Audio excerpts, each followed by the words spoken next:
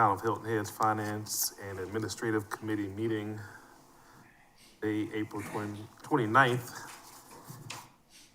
Have the agenda in front of us.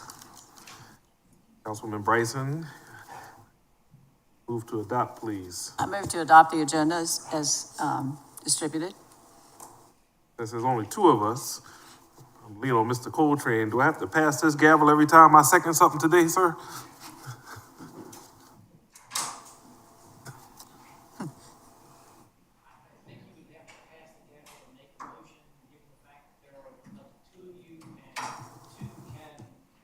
You have a quorum, so, no. Thank you, sir. I will second.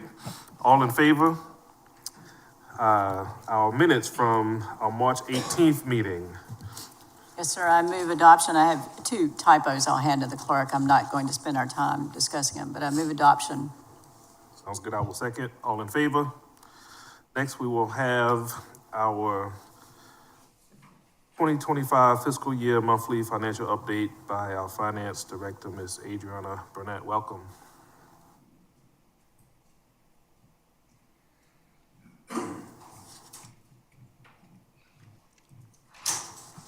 Good morning, council members. Hope you're doing okay this morning.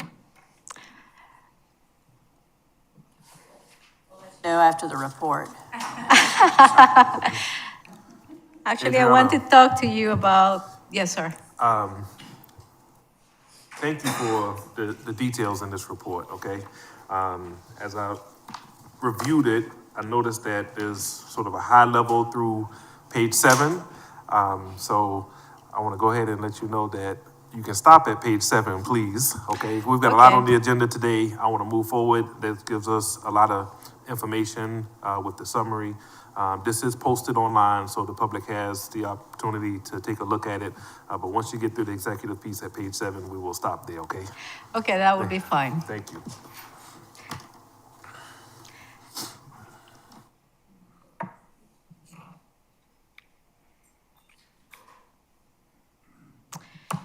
Something that is different this time, I actually have an update for you, and it's based on the major funds that we have, which is something different that, from what I have done before. So if we start with the general fund, actually for the month of March, we actually have a total of revenues collected of $3.1 million compared to $2.3 million from the prior year. That revenue sources included $1.7 million of business license fees, $483,000 in property taxes received, and $258,000 in EMS revenue. In addition, we have the general fund fiscal year 2025. Year-to-date revenues are 3.8 higher than the fiscal year of 2024. This is excluding our transfers in. In addition, we have general fund expenditures for March of $3.9 million, and this is consistent with the expenditures that we have the year before. The primary expenditures included $2.6 million in personnel and $1.1 million in operating expenses, with $221,000 in affiliated agencies reimbursements. If we transition to the capital improvement program, or CIP revenues for March were about $64,000, and that comes from $12,000 in traffic impact fees and $42,000 in interest earned. Revenues collected were comparable to the prior fiscal year. And then if we move on, the CIP fund expenditures for March total about $1.4 million, including $374,000 on park improvements, $297,000 on roadway improvements, and $447,000 on facility improvements. Last March's expenditures totaled $1.5 million, indicating a 6% decrease, primarily due to vendor payment timing. And the last point on the CIP fund, year-to-date expenditures, including encumbrances, represent approximately $36.9 million, leaving a remaining budget balance of $46.8 million for CIP. A significant portion of the remaining balance is attributed to the $16.5 million budgeted for the beach renourishment program that we budgeted in 2025. A negative balance of about $5.7 million is shown under land acquisition, A budget amendment to reflect this land acquisition is going to be presented to the town council in May. If we move on, the debt service fund, top sources of revenue in March included $164,000 in property taxes and $45,000 in interest earned. Debt service fund, no expenditures were recorded in the month of March. The next bullet point is debt service fund year-to-date totals reflect a 5.4 increase compared to last year's figures of 5.3% increase in investment income. There's also a decrease of 5.7% in principal and a 13.5% decrease in interest. Overall, year-to-date debt service fund expenditures declined by 7.6%, reflecting an ongoing debt repayment. The stormwater fund revenues for March included $29,000 in stormwater fees and $25,000 in interest earned. The stormwater fund expenditures for March included $166,000 for personnel, operating and debt service, and $45,000 in stormwater maintenance. The stormwater fund year-to-date revenues increased by 4.6% compared to last year, driven by 85% increase in plan review fees and 3.3% increase in the stormwater utility fees.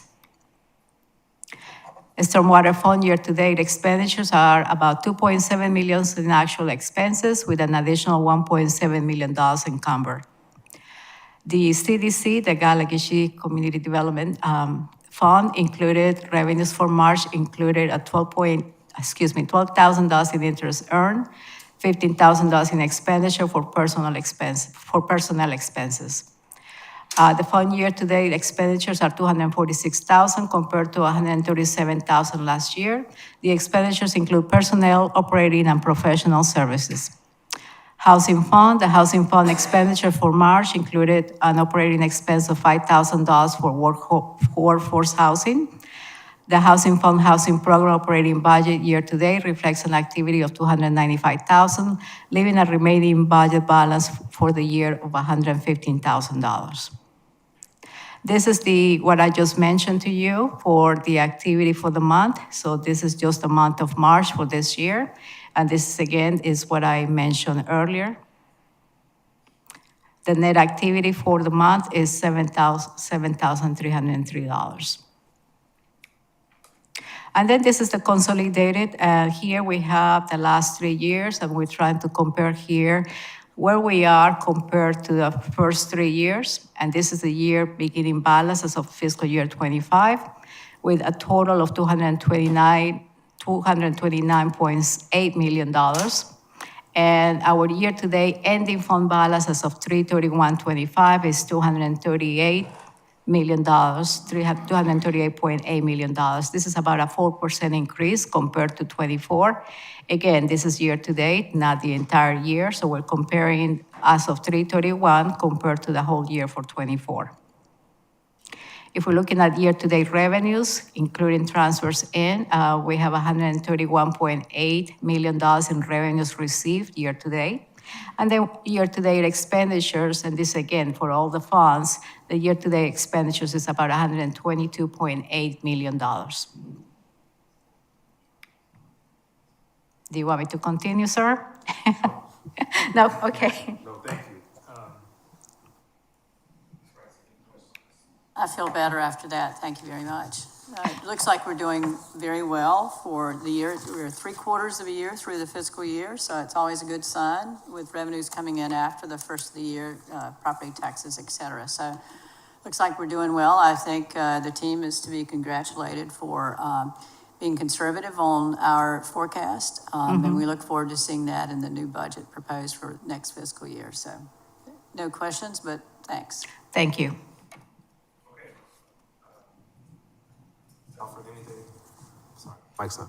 Mr. Alfred, any comments, questions? Good. Anyone from the public? Comments, questions on the presentation? We'll move on to our new business. Next, we will have a presentation of our fiscal year 26 Destination Market Organization Plan, Budget, and Industry Metrics. Ms. Adriana Pernice, welcome. How we doing? Good, sir. How are you? Great. Good morning. Thank you for having me.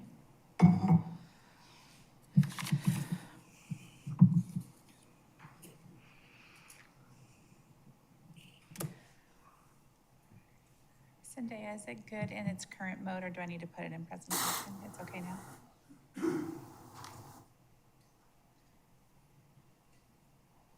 Oops. Okay. Well, while we figured that detail out, thank you so much, Zendaya, I appreciate it. My name is Ariana Pernice. I'm the Vice President of the Visitor and Convention Bureau for the Hilton Head Island Bluffton Chamber of Commerce.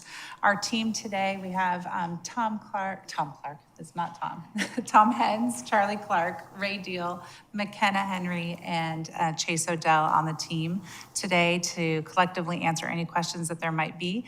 Thank you for the opportunity to present fiscal year 25-26 DMO marketing plan to support the community, as well as our efforts to draw qualified visitors into the destination.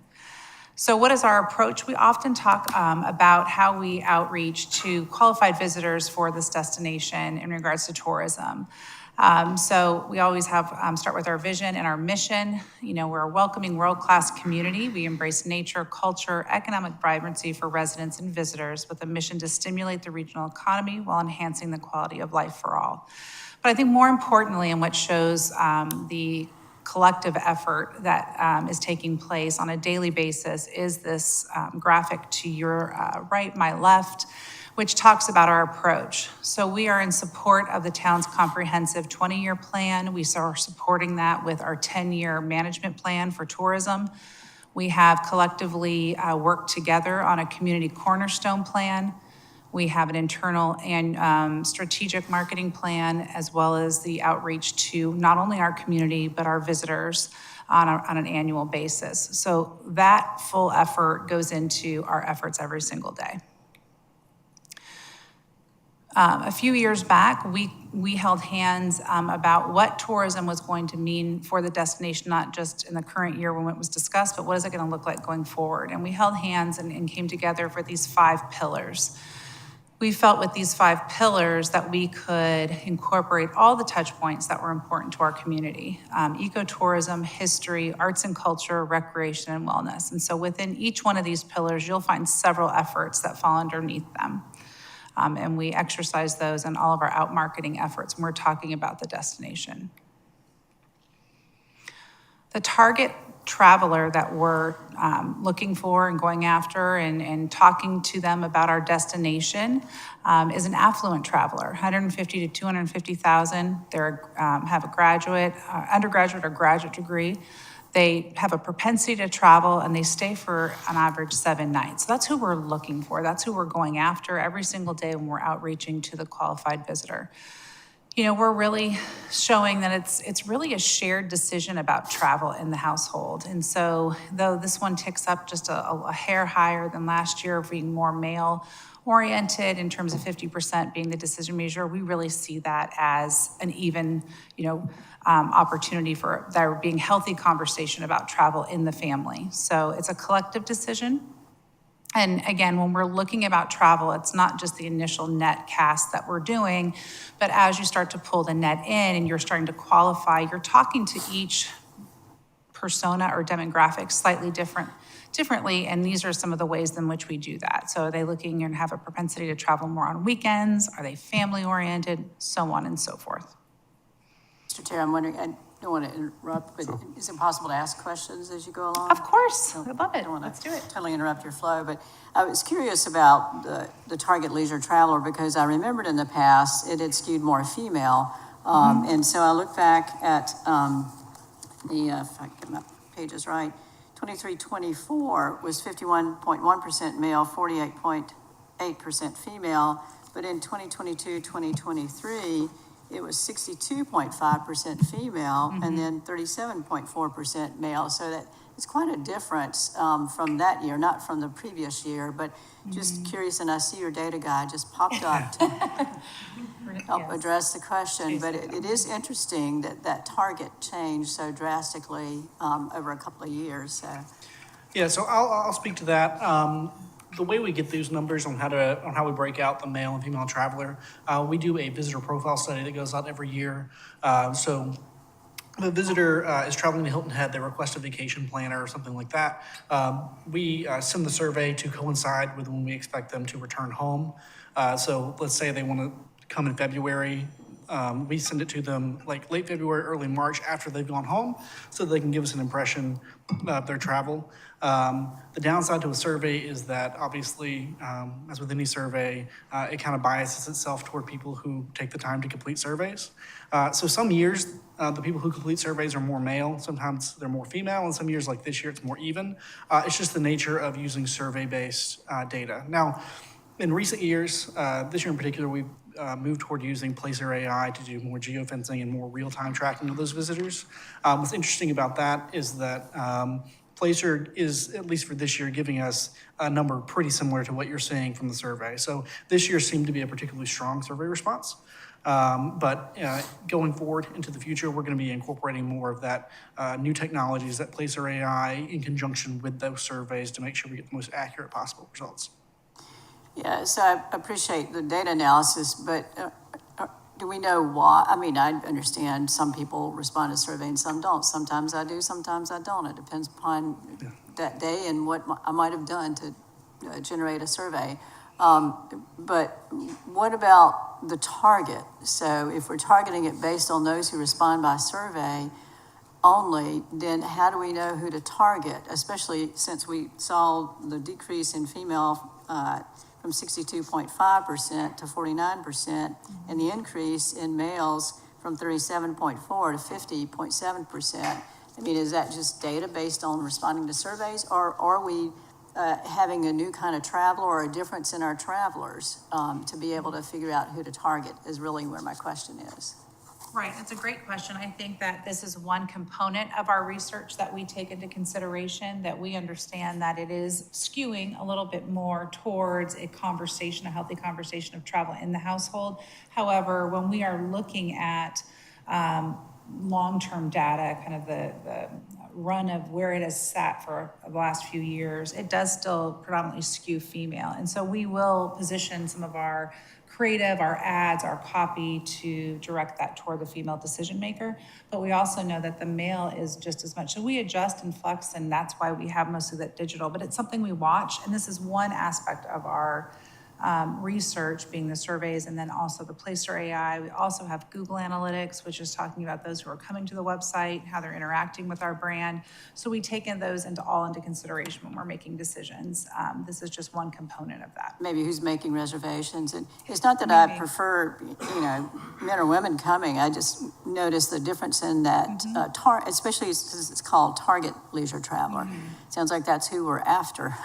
And so I'm glad it's equal. But I just was curious about that interesting change in the target. Right, and I think just a couple of years ago, the years that you're mentioning, was the first time we saw the male take a more prominent role in that decision-making, statistic and or stat, and then it's skewed back, and now it's more even. So we are seeing some ebbs and flows. Travel is changing; it's ever changing, and so it's just something we keep our finger on the pulse of. But tend to lean into more of the female decision maker at the end of the day when we're creating overall ads, but also watching this closely. But the rest of the target, a more affluent traveler, undergraduate degree or higher, and trips per year, all of those other data, all of that is part of the target, and those seem to be a little more consistent. So, okay. And that's our desired, right? That's who we're, right. Thank you. Perfect. Thank you, Chase. So we added some more colors to make it a little easier on the eyes. Again, what we're seeing here is how the age distribution, again, from our College of Charleston survey results, kind of fleshes out in terms of who is taking the survey, the age distribution, and the income distribution.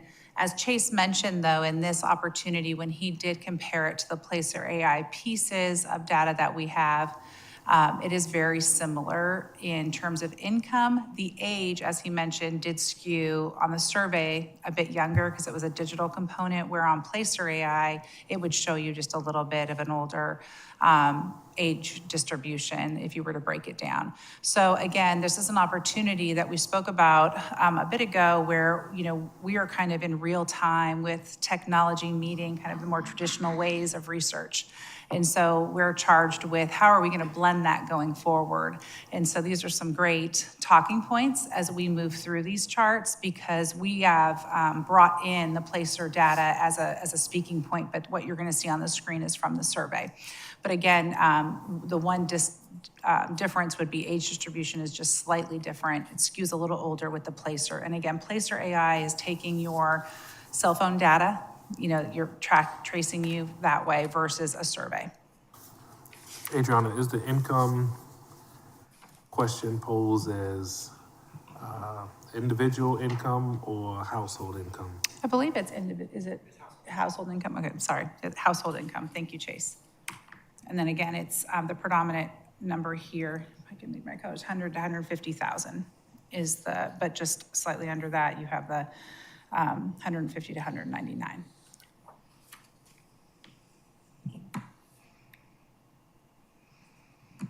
So when we talk about tourism marketing today and outreach, we are looking at an always-on approach. This is something we've shared and talked about different aspects of our efforts together. But today's consumer is much different than years ago. And when we were growing up and perhaps we're thinking about travel with our families, we maybe saw an ad in a print magazine, or we saw something on the TV or heard something on the radio. There wasn't potentially this same approach, or was this holistic 365 days, always on, kind of using all of our tools in our toolkit to garner that 3 seconds of attention from that consumer that we're going after. And so when you look at this graphic, knowing that we have all these tools within the toolkit and we're working really hard to understand how we can best serve our message at the right time to the desired consumer. And we also talk about casting that net. And so when we're casting the net and you think about pulling that net in and you're saying, how are we qualifying those visitors? So right at the top of when you're casting it out for the first time, you're really talking about brand awareness. Hey, we're here. Do you know about Hilton Head Island? And then as you start to bring them down through the funnel or pulling that net in, we're talking about the intent. Do you have intent to travel? How about the intent to travel to an island destination that's domestic, beautiful? We start to showcase, and then we start to peel off specifics that they might be interested in based on their detail that they're sharing publicly. And so then we're converting them. And that conversion for us, not being a point of sale, is handshake out to our partner. So we're really trying to qualify them based on what we had identified earlier on is who we were hoping that would come to the destination. So Councilman Brown, Councilman Bryson, we had talked often about in previous meetings about showing the year-over-year performance. How can the data be better displayed? So we're not just showing a moment in time, but we're showing multiple years. So I hope that these next few slides provide that information. We can stop at any point and we're happy to jump into a deeper conversation. We'll start off with just where we were in this past calendar year, 2024, and then we'll go to the next slide, we'll show the year-over-year. So for our HiltonHeadIsland.org website, we had over 3.3 million visits or sessions. So that is our virtual front door. We worked, very hard several years ago to make sure that when we were talking to a desired visitor or someone was interested in a destination such as ourselves, they had a landing spot, and that is HiltonHeadIsland.org. We use this along with our social media and our digital ads to funnel all of our qualified visitors or potential visitors to this website. From those visits or sessions, we've seen over 1.5 million partner referrals. So that means that the potential visitor took the time to dive deeper than the page that they opened up, and they were diving into our partners and clicking out onto their sites. And so when you look back, starting with 2020 to your right, my left, you'll see on the blue line is the visits or sessions, and then the handshakes out to partners is the green. So we have had consistent visitation and outreach to our partners year over year for the past 5 years. And it looks very steady. We're seeing a lot of healthy activity within the website. When you talk about social media, Sorry, yes, Ari, sir? for the public, the visits are visits to the website, not to the island. Just To the website, yes, yep. This is the 5-year make sure. lens on this. So coming to the website, whether it be on a laptop, desktop, or, your handheld device. Thanks. That's the 5-year look. And then social media. So social media is ever-changing, as you know. It's actually one of the strongest pieces that we have in our toolkit that bring qualified visitors to our site. We're engaging them with the social media little clips that they love. They love a sunrise, they love a sunset. They love to learn about all of the different animals and wildlife that we have here. We brought up a couple of the popular, the sea turtle. As you know, they love a sea turtle. So we give it to them. And we're just about on the cusp of sea turtle season. But this specifically is organic, right? So we do have our paid efforts, and our paid efforts are really the ones talking about our 5 pillars with really bold brand messaging. This is that organic audience. So 357,000, and then the session. So they landed on, they saw our content at 435,000. And when you look at the growth of our social media, we've put a lot of effort into ensuring these channels for ourselves. As you know, that's across Pinterest, Facebook, we have Instagram, and we do, at this time, play within the TikTok world, and we watch that very closely as those things work themselves out. But you can see that steady growth, and again, these are organic social channels.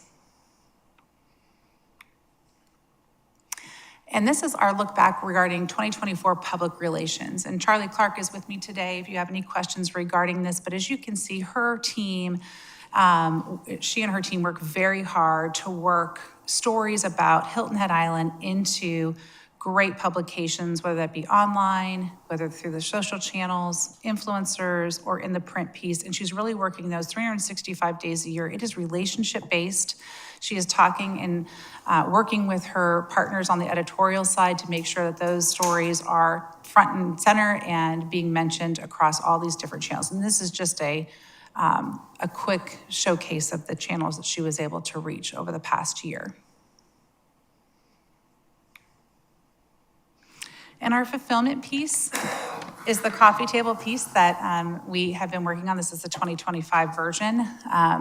And it is something that we are all very proud of. We've just recently were awarded the ESTO Award for the best destination guide in the country. And it's something to hang our hat on. I do believe in all things digital.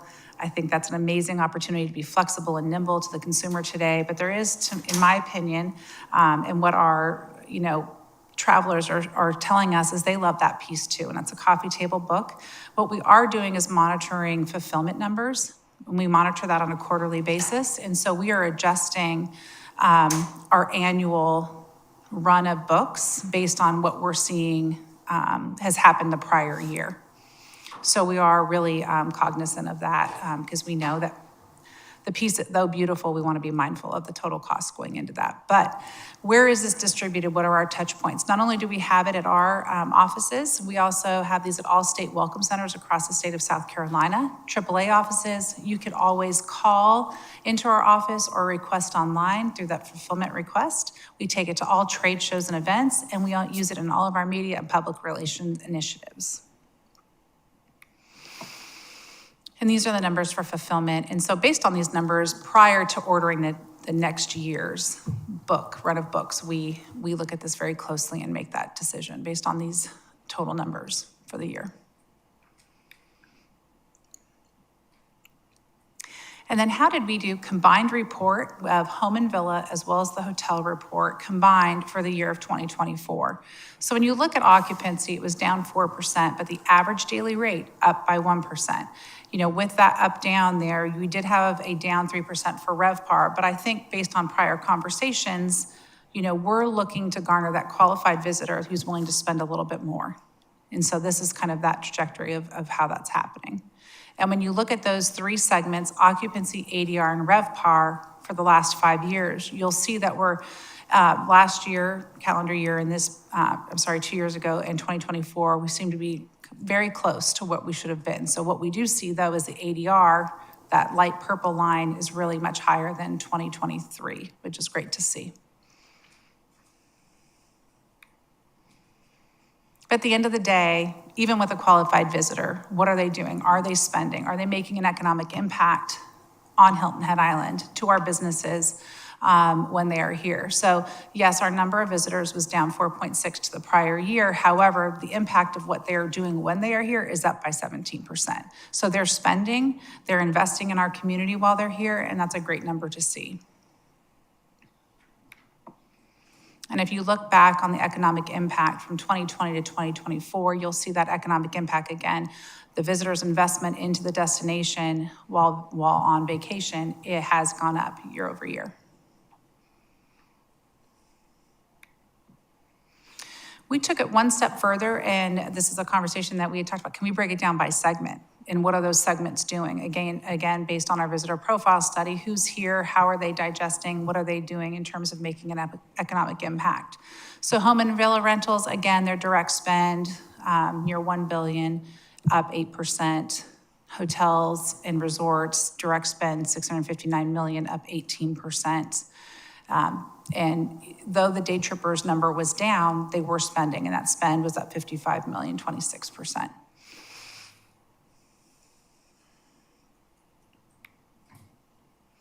So that's a look back. Hold on, before you Yes. move on. Oh, can yes, you sir. Yep. Go back a slide. Yes. I'm just catching Chase. up with you, sorry.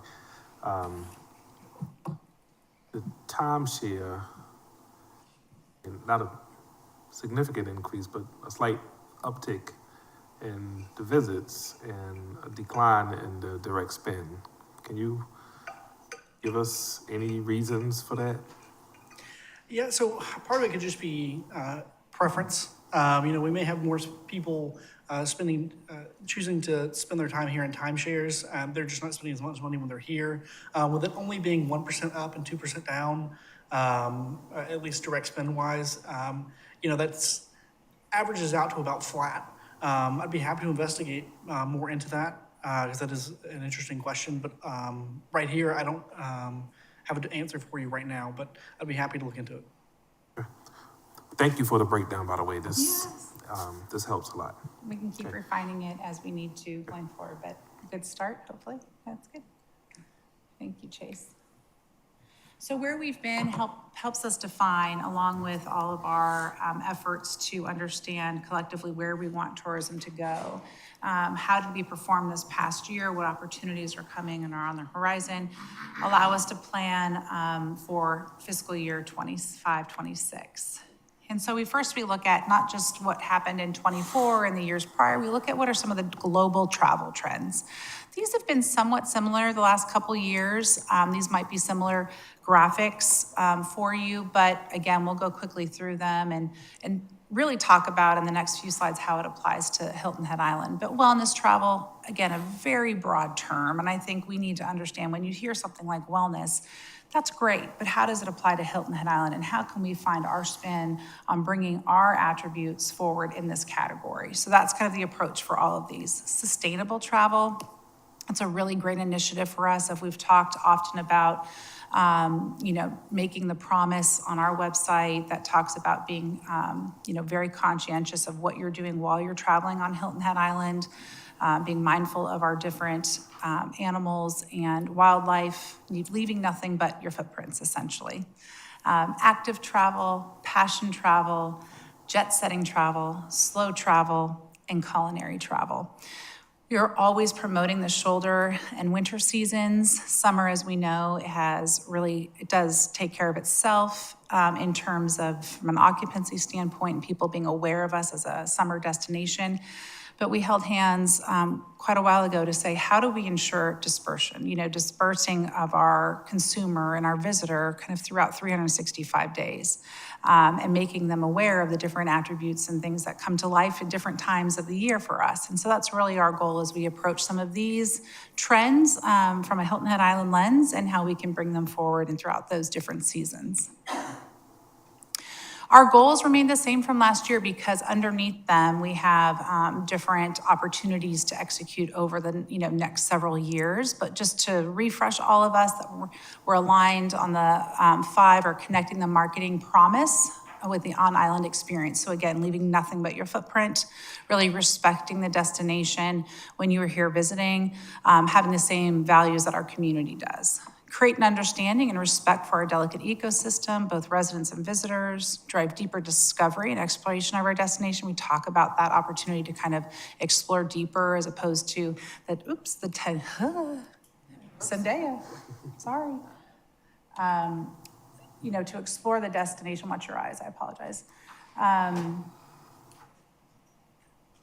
Excuse me. And so thank you, Zendaya. When we talk about visiting at a different time of the year, that also means discovering different locations. I think one thing that's so great about travel is that you have that opportunity to explore at different times. But human nature tends to find ourselves in the same spot doing the same thing year over year because we do it as a family, right? We rent the same home or we stay at the same location, we go to the same restaurant. So now we're just providing different opportunities. When you're here in the fall, perhaps you can take the bike out and explore these different areas, or you can try these new locations for a culinary experience, or so on and so forth. And I just think some of these itinerary ideas and opportunities that are more seasonally driven allow us to do that and really take some of the visitors and kind of allow them to explore further into the island. And build brand awareness. It's one thing to recognize Hilton Head Island as, the #1 U.S. destination, but what does it make you feel when you think of Hilton Head Island? For so many people, it's a snow globe moment, right? They recall all of their great memories they've had for 40, 30, 40, 50 years with their family. But beyond that, what does it bring to mind? Does it bring to mind that they were respectful of their community and they're respectful of their environment and some of those deeper draws that keep you coming back as the next generation makes that a decision to come back to the destination for travel? And then from the business lens, it's always to enhance the leisure and group business through qualified visitation. And that is really the behind the scenes work that we're all doing together to ensure all of our assets, whether that be the infrastructure, hotel infrastructure, roadways, and experiences. So we're really taking that, and taking it to the next level with those conversations with the properties as well as all of our businesses here on the island. So when we look about our marketing plan and strategy and tactics, it's really all working together, right? Website, social media, digital advertising, PR, group travel, and international. So just, again, another visual to show you that nothing is an isolated effort, but we're all working in tandem in these toolkit pieces so they can work very hard all the time for us. This is an example of how we look at the year when you take a fiscal year, July through June. It's to give you some thoughts on how we flow different themes, traditional media placement, and campaigns that we might have in market. Again, just to give you a nice sense or a visual to see how we might flow conversation with our potential visitor as they make their decision to travel to Hilton Head Island.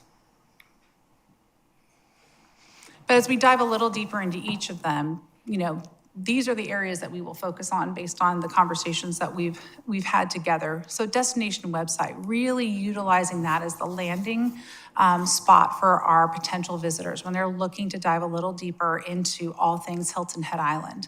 This is where they can find itineraries, they can start to do trip planning, they can talk and share things with each other as they're doing that family planning. But really, how are they getting there? And it's an effort of all of our social media. So you have organic and paid social media that's really bringing them there, as well as our digital advertising is really working hard to be the drivers to that destination website. So our channels, the ones that we're controlling in and out every day with our 5 pillars and bringing people in, are really working hard to do that and bring people to the website for deeper content engagement. But we layer in our media partnerships because they already have we've aligned with media partners that we know have our desired qualified visitor. And we're talking to them about, to their qualified readership to say, hey, check out Hilton Head Island. A great example is Condé Nast Traveler. Their readership, qualified audience, also has voted the destination 8 years in a row as the #1 U.S. island. As we head into the end of voting season for year 9, we're hopeful that we will come out as the 9th year in a row, but that qualified audience, they have built an affinity for the destination, and it's qualified through the partnerships that we do together. So it's a nice, again, media partnerships are a nice layer piece that we can add on to our efforts that we are having. Again, public relations, Charlie and her team are out every single day building relationships with top publications, as you see listed here, editors, and different influencers and content management efforts that really are bringing forth the great stories of Hilton Head Island that really sit alongside those 5 pillars. And then meetings and groups. So meetings and groups, we went through these ebbs and flows with meetings and groups due to the pandemic. And now that we're coming back out of it, the hotels have all made great investments into their properties. And they are out and about looking for the meetings and groups to come here. And we are helping lead that charge, promoting the product, reaching out to planners, attending trade shows, and really understanding what our qualified groups and meetings look like for our destination. And that's been something post-COVID that we've had to work really hard in partnership with the hoteliers to do.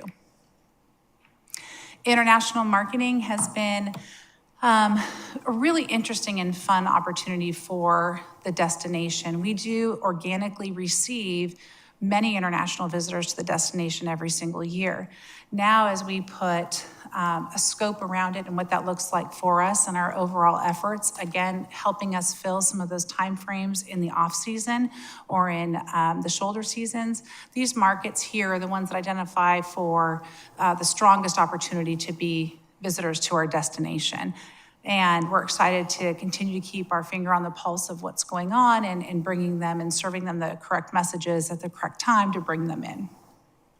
And then we have our vacation planner piece, which we spoke in length about.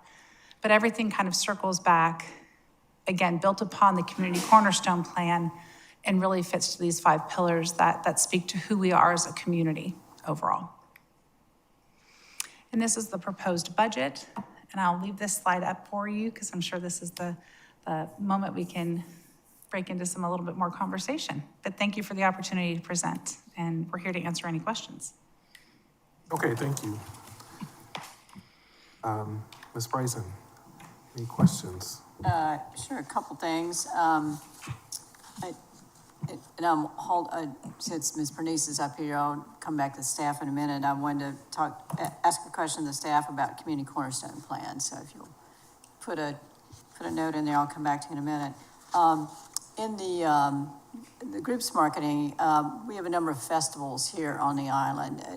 Do you track how successful or unsuccessful those festivals are with bringing folks, especially in the shoulder seasons? How do we know whether or not it's good to have those festivals, I guess is what I'm saying.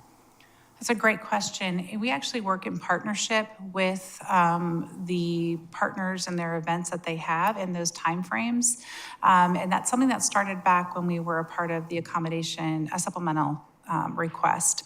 But we've continued our efforts in support of our partners. And, I can name a few, but in, the January, February, March timeframe, it's the Gullah Celebration, it's the Seafood Festival, it's the Wine and Food Festival. And how we partner is we engage USCB, and they do the research component of it. So they're doing the basically survey intercept to understand who is there.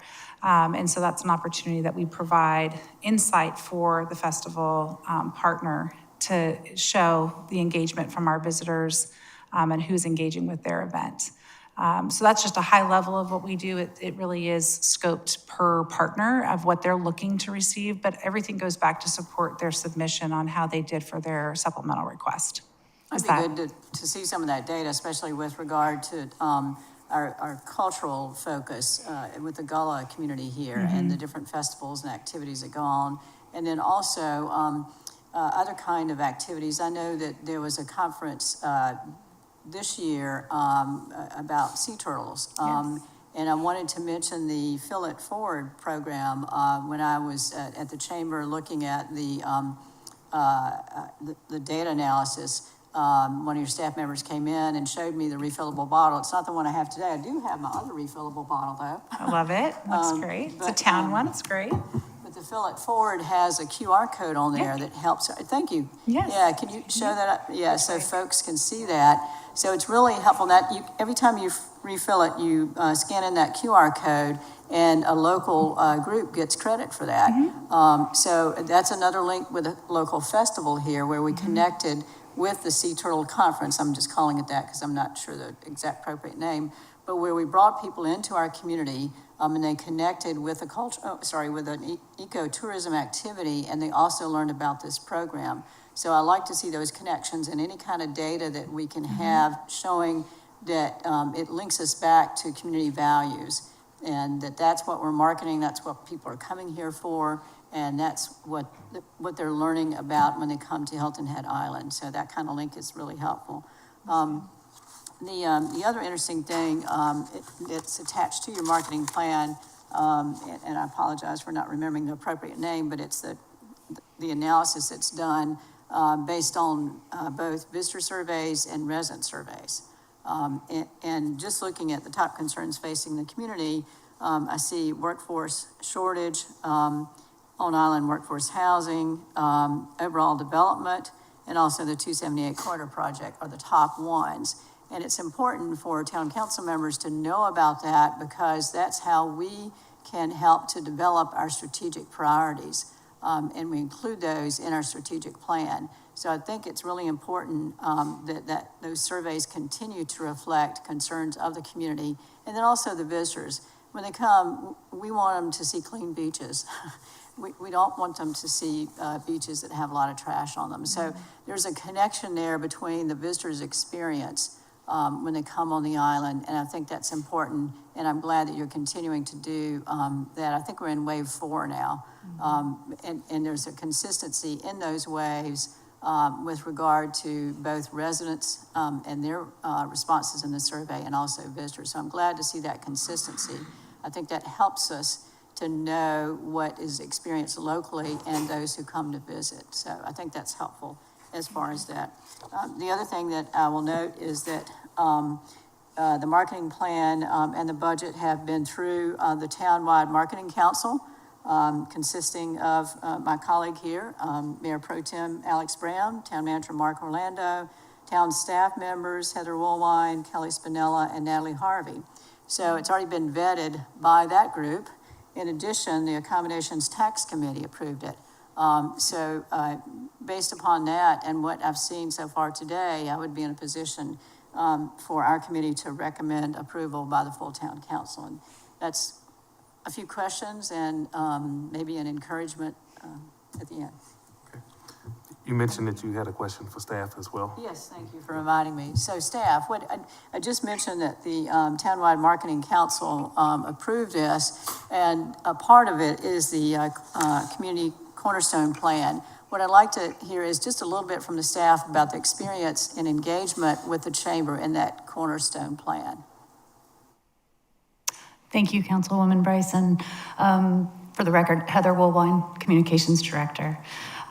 So being new to the town, new in the role, this was my first marketing council process, and I've been getting to know the folks at the chamber as well. And we're in a really collaborative space. Not only are we piggybacking off of each other in the organic social media space wherever possible, but I'm working frequently with Charlie on things related to public relations for the island.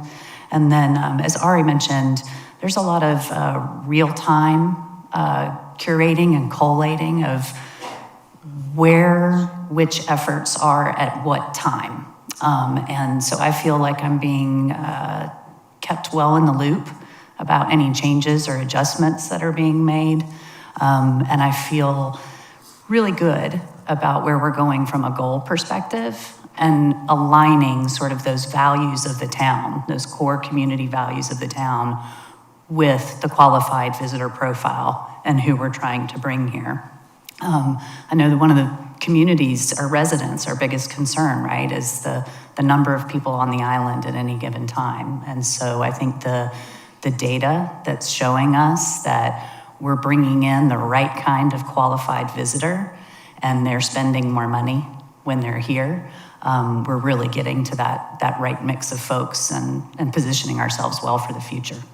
Okay. And then included in the documents we've seen are plans, monitors for what happens in January, February, March, et cetera, during whatever year. So how is that moving forward? Is that working well on the timing on the Cornerstone Plan?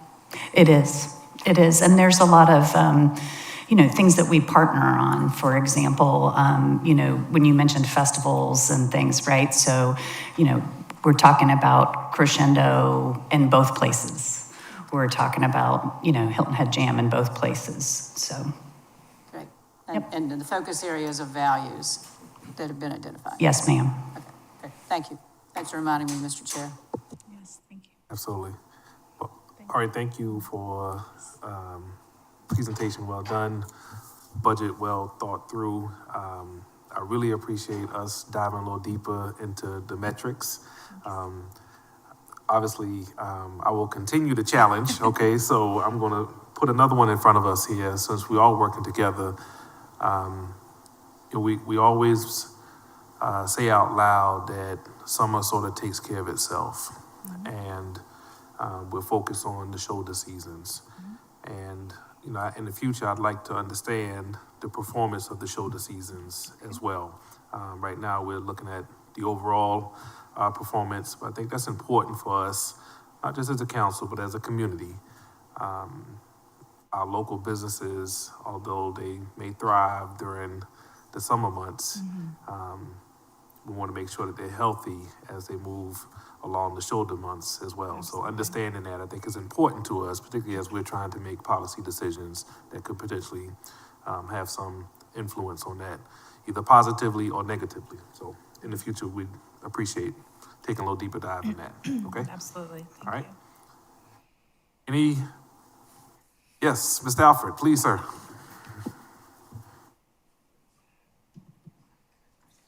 Thank you for a very excellent presentation. I just have one minor question on the budget, and that relates to international. We see in the press today that in the current environment, the number of travelers from Canada and other countries is declining. Does that suggest that you reduce or increase the amounts that are spent with respect to international travel? It's a great question, and I think it's a little bit of both, right? And, we're not solely focused on Canada as a market for international. We are mindful of all the efforts that are happening surrounding travel into the U.S. from Canada, and we are being very conscientious of media placed or being reduced. But I also think it's important to let not just the Canadian market, but other international markets understand that we are welcoming of you on Hilton Head Island.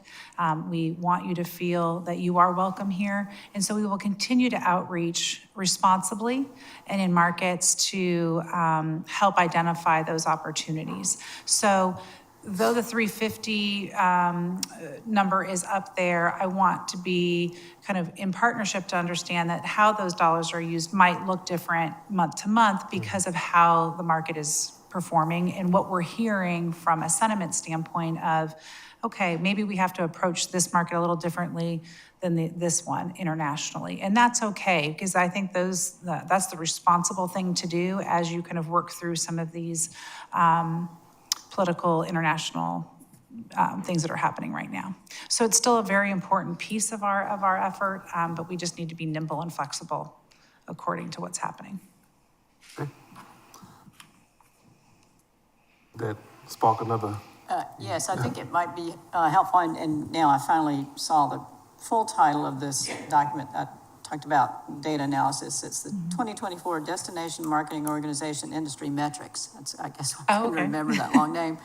And I think there's something in here that shows where visitors come from. So I think it might be helpful for us to maybe take a deeper dive and looking at what impact, if any, there is on international visitors and from which country or countries. And is there anything else that we need to do with regard to our marketing to show that we are indeed welcoming? Absolutely. It's a great question. And we are also on the research side. I wanted to mention this, so thank you for the opportunity to continue the conversation about keeping our finger on the pulse through different research channels. We're continually checking in with our partners at Travel South and Brand USA to give us some insights of what they're seeing at the national level regarding travel in from other countries, and we work very closely with our state tourism board to understand that. We've also worked very locally with understanding the real estate transactions. What is that like? We're trying to check it from every avenue. Charlie has been working very hard with her editorial side to see what the sentiment is on the writers and what they're writing. So I don't know if there's anything additional, but as we're kind of living this real time, we are researching and understanding alongside our partners to understand how we can best either independently or collectively approach the opportunity. Thank you. Okay. Thank you again, Ari. Any public comment on this particular item? Mr. Williams? Okay, thank you, Ari. Thank you so much. Ms. Bryson, I think it's appropriate for us to make a recommendation to full town council, please. Yes, sir. I move that we recommend to the full town council approval of the DMO marketing plan and budget for FY '26. I will second. All in favor? Okay, next up, we have a discussion to provide direction for consideration of an ordinance of the town council of the town of Hilton Head Island, amending municipal code section 2-5-60, dealing with committees of council. Assistant Manager, Mr. Sean Colon, welcome, sir. Thank you, Mr. Chairman, committee member, something for a little better attendance today. So I'm going to facilitate some discussion from the committee, and we've got Councilman Alford in attendance here today. But this is related to town council committees. I'm going to give you a little bit of background on the current code language, the current status of committees, and then facilitate discussion so that you can provide direction on the following items: the number of town council standing committees, the names of the town council standing committees, composition of those committees, the roles of those committees, and then the preferred process for those committees to follow in execution of agenda items and council business. So I'm going to go through my staff report. I think it laid it out pretty well based on what I've just told you from a framework. So Section 2560 of the municipal code outlines the framework for town council committees. The current code language has 3 committees: finance and administrative, community service and public safety, and public planning. The composition of those committees per code are 4 members of council and an alternate, also a member of council. That those members are appointed by the mayor, and the mayor designates a chairperson. And then there's other additional non-standing committees that may be created by resolution and include council members or residents if council so chooses. So as we stand here today, we are, and then the final thing, council may adopt rules and procedures governing these committees. And that's why we're here today, to try to get more clarification and direction from you all as a recommendation to town council. There have been committee changes over the last 10 years. Back in 2015, an ordinance established 6 standing committees of town council. That was reduced via town council ordinance in 2019 to 4 committees. And then the last revision to this section occurred in 2020. It reduced the number of committees to 3, the 3 that I just identified: finance, administrative, public planning, community services, and public safety. Currently, the way our committees are populated, the mayor has appointed 3 members to each committee. He's only appointed members to 2 of the 3 committees per code. And so this direction from the committee today will help identify a ordinance that would be coming forward to town council for full consideration, okay? So I'm gonna go through the request for town council direction and ask for your input and clarity on the following. Direction on the number of standing committees. There are currently 3. There's a proposal for 2. It was discussed at your strategic planning workshop. I'd like to get your feedback on that item to start. Okay, And I'll answer any questions, but yeah, we have 3 current committees, 2 are currently appointed, and And the proposal would be to reassign the work that it was normally distributed to those three to these two under something we'll talk about here in a few minutes. Okay, I want to just give some context, particularly for the public. You know, for those that did not attend the strategic planning session, you know, we realize as a council that we want to be very efficient in our workload. And Mr. Orlando has shared with us that although you may agree on 15 priorities, each of those 15 have sub-work behind them, okay, that need to be pushed through various subcommittees and ultimately to town council. So the intent here is to develop an ordinance and resolution to help with our efficiency and be better serving to our community. So, Mr. Colin, you know, I've got a couple of questions before we get started with answering your questions. One is just a little bit more clarity. So the ordinance that we're looking to recommend will simply state the amount of committees and amount of persons on the committee. Is that accurate? I'm making sure that we're answering your questions appropriately. Yes, sir. In the staff, so there were 5 items where I'm asking for your discussion and direction on. So an amendment to that section 2560 would include the number of committees that you recommend, the composition, or I'm sorry, the names of those committees that you recommend, the composition of those committees, again, there are currently 4 plus an alternate, the role and general responsibilities of those committees, what body of work is expected to be in front of those committees. And then finally, the process for how committees evaluate, consider information before them, and then the steps to council. Is it a recommendation to council? Does the committee have the authority on items that aren't required legally to move forward to town council, to take final action at the committee level unless there's an objection by mayor or council?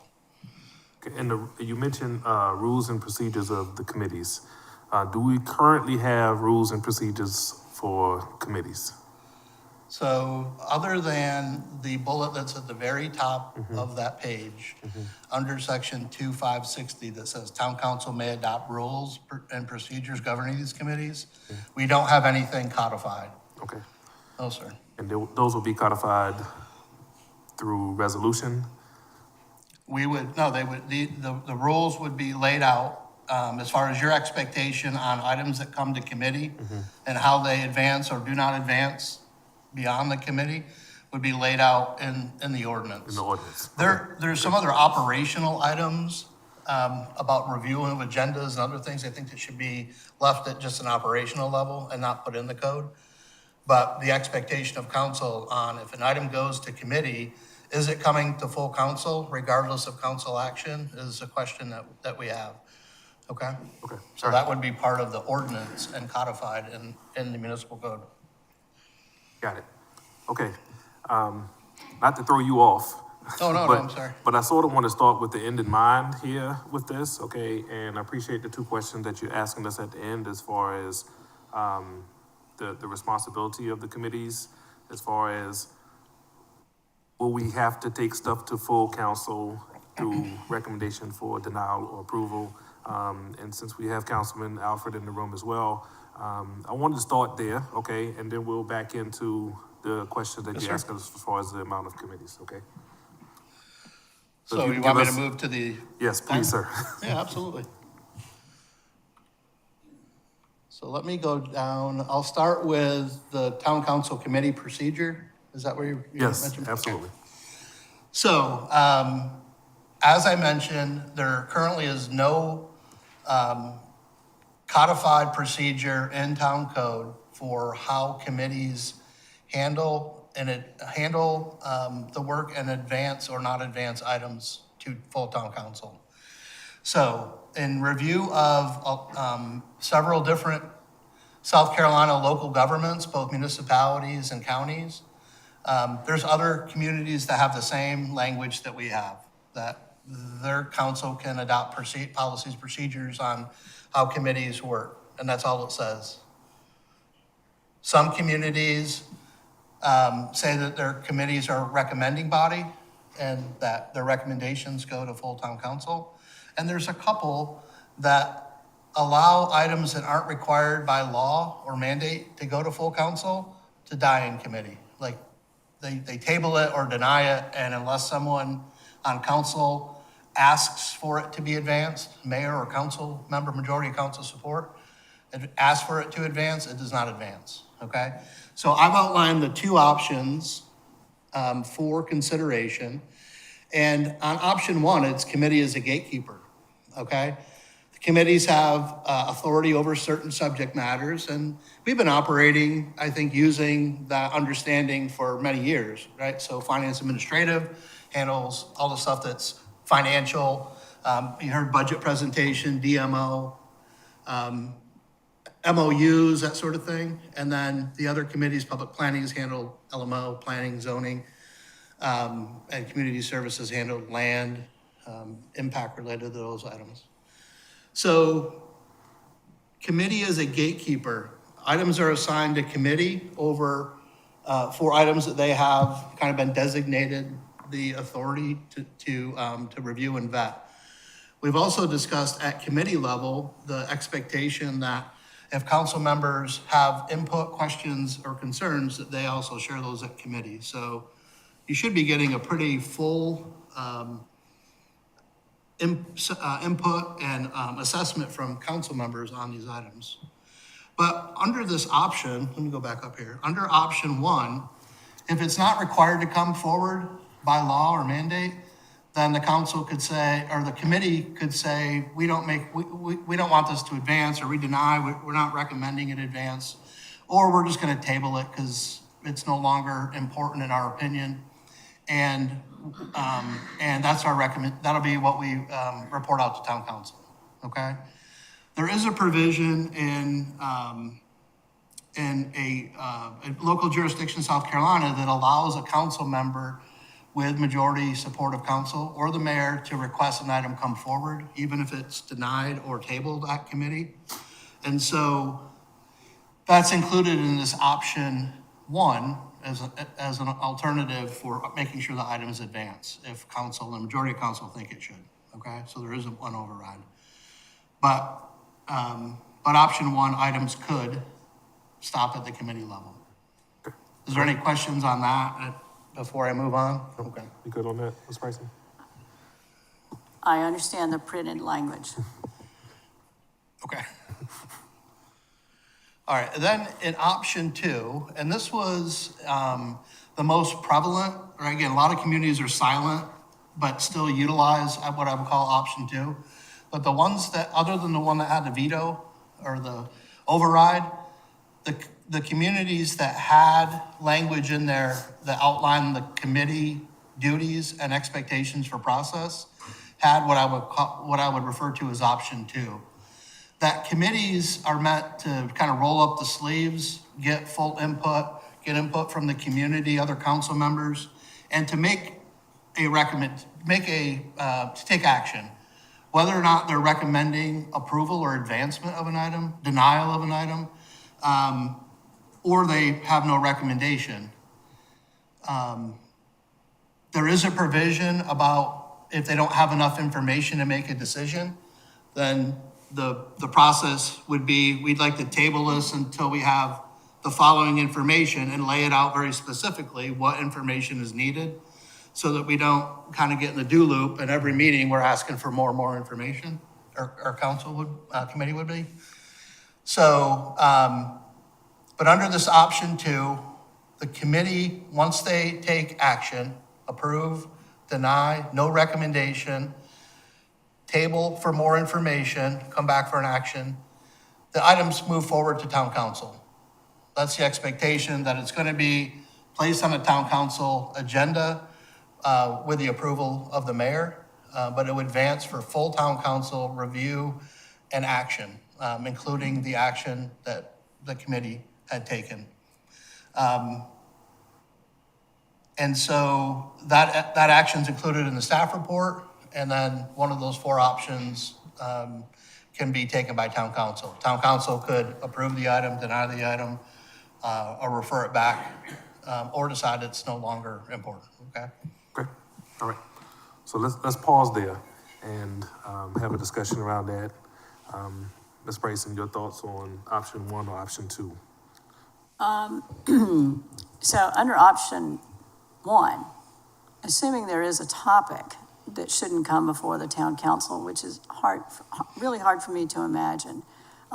If it's going to go to a town council committee, usually it's important enough for the full town council to consider it. So I'm not sure what would fit within that category. It also means there are 2 of us today. The 2 of us today instead of a full town council of 7. So the 2 of us could say, no mas, we're not doing that. And that doesn't bring it to the full town council. So I think I would not support it at all. The second option is the one I think is the most common and the prudent and the functional and the option we should adopt. But I'm looking at the current language in our code, and Mr. Brown asked you a question about would the rules of procedure for committees be included in a resolution or in an ordinance? And you responded it would be codified. But I'm just looking at the language you have printed here, and I'm not sure how you codify that language. In fact, the current code, section 2-5-60C, says the town council may, by resolution, adopt rules and procedures to guide the operation of standing committees. The town council may, at the time of creation of any other committees of council, as part of the resolution creating the committee or separately, adopt rules and procedures to guide the conduct of such committees. It seems like because a code it should be longer lasting in time, and my experience is it's better to adopt things like rules of procedure by resolution. And because we would have to change the code just to be able to do that, and then we'd have to have another section trying to codify the procedure that you set out here. So I think option 2 is the only one for us to consider, especially once you indicate that not many jurisdictions have option 1.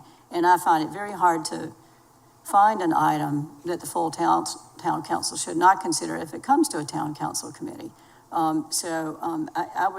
That's how I would proceed, recommend proceeding to the full town council, which is what our job is to do. And that is to go with option 2, not to codify it, but to adopt rules of procedure for committees by resolution. That's my analysis of it. Okay, before you react, Sean, let me get Mr. Alfred, please. Thank you, Mr. Brown. I agree with Ms. Bryson. I strongly favor the second choice. I find it somewhat shocking that 2 members of council might be in a position to squash an item, which the full council is very likely to approve. And while there may be some side ways to get around that in what's been presented, it's an obstacle. I view the committees as an opportunity to flush out the issues, to ask questions about things that might not be immediately apparent from staff, to get, as indicated, public reaction. I do not believe that we have a deluge of irrelevant and unnecessary items that are coming before committees, which we might have, for example, in a state legislative situation with which I've spent a fair amount of time. We are not in the situation, and from my perspective, of having to deal with issues that don't really belong before council. Staff and the mayor do a very good job in that regard. So I would strongly favor option 2. Thank you, sir. Okay, my 2 cents on it, Sean. Yes, sir. Being that the town council work, it always has a tie back to the strategic plan that we all have had a chance to weigh in on. I too am in strong support of option 2, just so that we can be more efficient with moving items along for full town council consideration. And, as you react, if we can get Mr. Coltrane to also address Ms. Bryson's, question or concern about ordinance versus resolution when it comes to the rules and procedures, as you guys respond, that'd be great. Excuse me. Obviously, you can do it either way.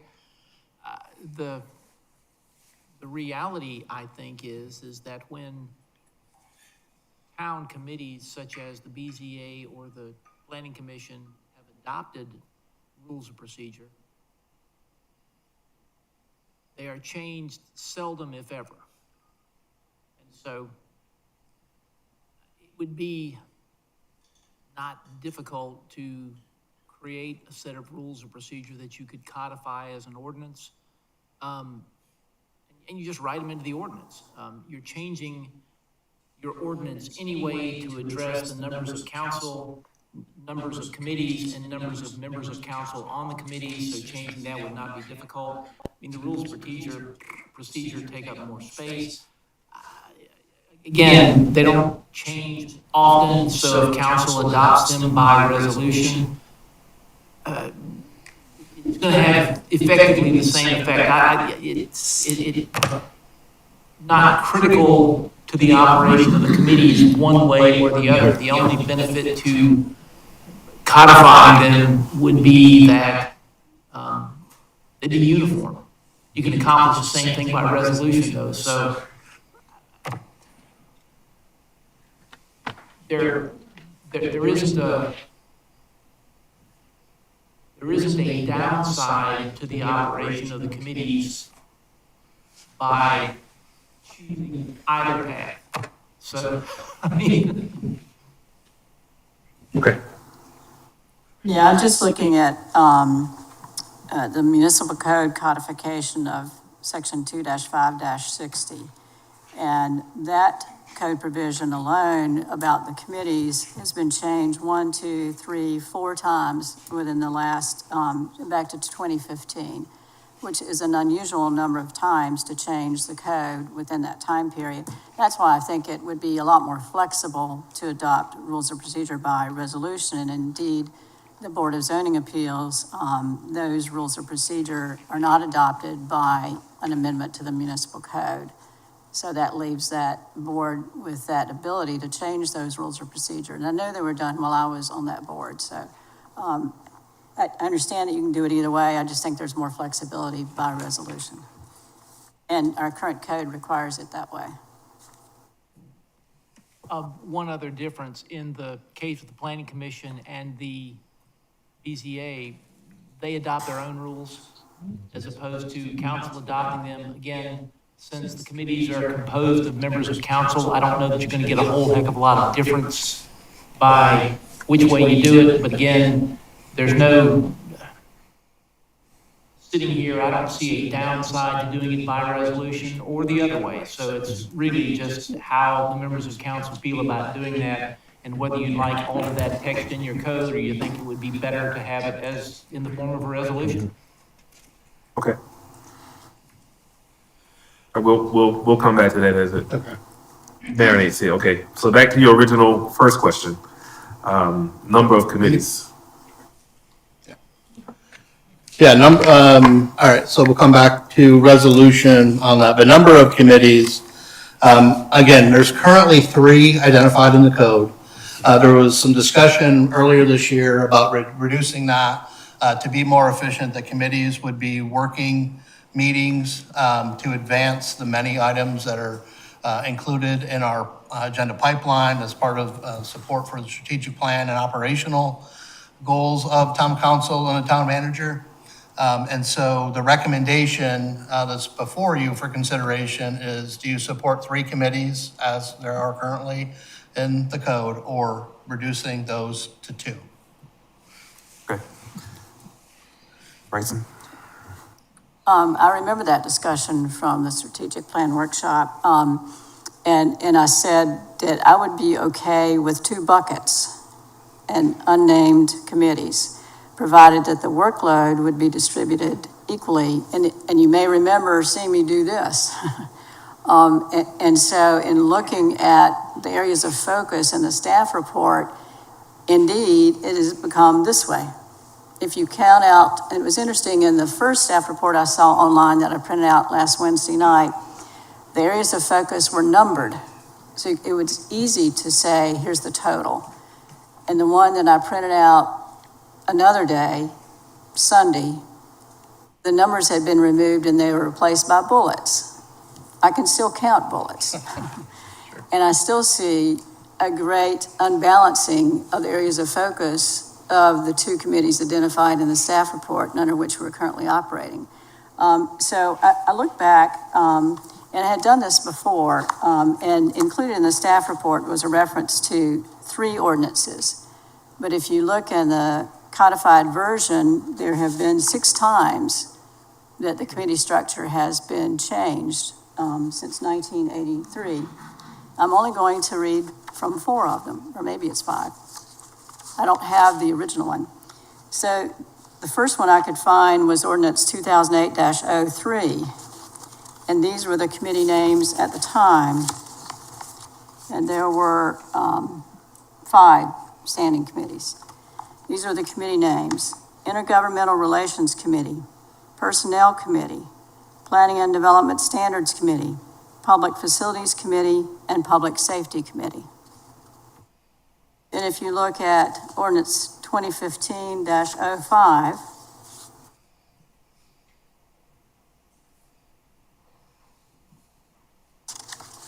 these are the names of the committees. And there were, as this report indicates, 6 standing committees: Finance and Administrative Committee, Intergovernmental Relations Committee, Community Services Committee, Public Planning Committee, Public Facilities Committee, and Public Safety Committee. And then if you look at ordinance 2016-33, which was not included in the staff report, it was reduced to 5 standing committees, and these were their names: Finance and Administrative Committee, Intergovernmental and Public Safety Committee, Community Services Committee, Public Planning Committee, and Public Facilities Committee. And then if you look at the ordinance from 2016, 2016-33, not included in the staff report. Oh, I'm sorry, I'm on the wrong page. 2016, and I'm sorry, I may have read 2016. So 2016 is Finance and Administrative Committee, Intergovernmental and Public Safety Committee, Community Services Committee, Public Planning Committee, and Public Facilities Committee. And 2015 was Finance Administrative Committee, Intergovernmental Relations Committee, Community Services Committee, Public Planning Committee, Public Facilities Committee, and Public Safety Committee. 2019 was Finance Administrative Committee, Intergovernmental Committee, Community Services Committee, and Public Planning Committee. And then as indicated, 2020, the Intergovernmental Committee was removed. It became Public Safety and Community Services Committee, Planning Committee, and Finance Administrative Committee. So my point in reading all this out is two, not just that the staff report did not include the entire history, but that there has been a lot of changes in committee names over time. And the other thing that I said, amongst other things at the strategic planning workshop, is that we need more flexibility in the code instead of constantly having to change these names of committees. In addition, the strat plan should drive what the committees work on. That's how we carry out our work. And so I said, we're standing this on our head by saying, here's the existing committees by code. We're only operating with 2, and we haven't yet defined our new strat plan priorities. So we should define our strat plan priorities and then decide how many and what committees should be named. And I have suggested that instead of putting specific names of committees in the code, that we do something like the following. The town council shall have at least 2 standing committees to review and recommend action on priorities adopted by the town council and the strategic plan. In addition, the standing committees shall review financial performance and recommend appointments to boards, committees, and commissions which are established by the town council. Leaving the names out, increasing the flexibility, and having the work being driven by the strategic plan adopted by the full town council. So I would have no names for the committees in the code, but that function of the committees included in the code, which gives us a lot more flexibility. And we won't have to keep changing the names every time the priorities change. And that can direct the flow evenly based upon what is coming before the committees. The current Community Services and Public Safety Committee, I think I said it reversed before, looks at appointments to boards and commissions, looks at all those applications, decides who to interview, interviews folks, then makes a recommendation to town council. That's going on right now. There's 3 meetings of that committee in May for that process alone. And that's a lot of time and effort that goes into those. Very, very important time and effort. This committee looks at financial report every time we meet. That's a major task as well. So you have to consider those kind of functions as well as the strat plan priorities in determining what kind of committees we should have and how the workload should be distributed. So that's what I said at the strat plan workshop. I'm still saying the same thing today. Maybe I've come up with a little more formal language. But in looking at the areas of focus, and I've got the numbers as far as counting up how many areas of focus in the staff proposal for community services and public safety versus finance and administrative, and taking out the public planning committee. And again, when you look at the staff report, the scale is this way. I can't show my other hand. So this would even out that process and not limit us to those names and trying to bootstrap everything we can think of into 2 committees. So that's my analysis, Mr. Chair, of that so far. Okay, so as far as your question of downsizing the 2 committees, I agree with Ms. Bryson that we should go in the direction of 2 committees, okay? And by no means am I tied to whatever the names are going to be, okay?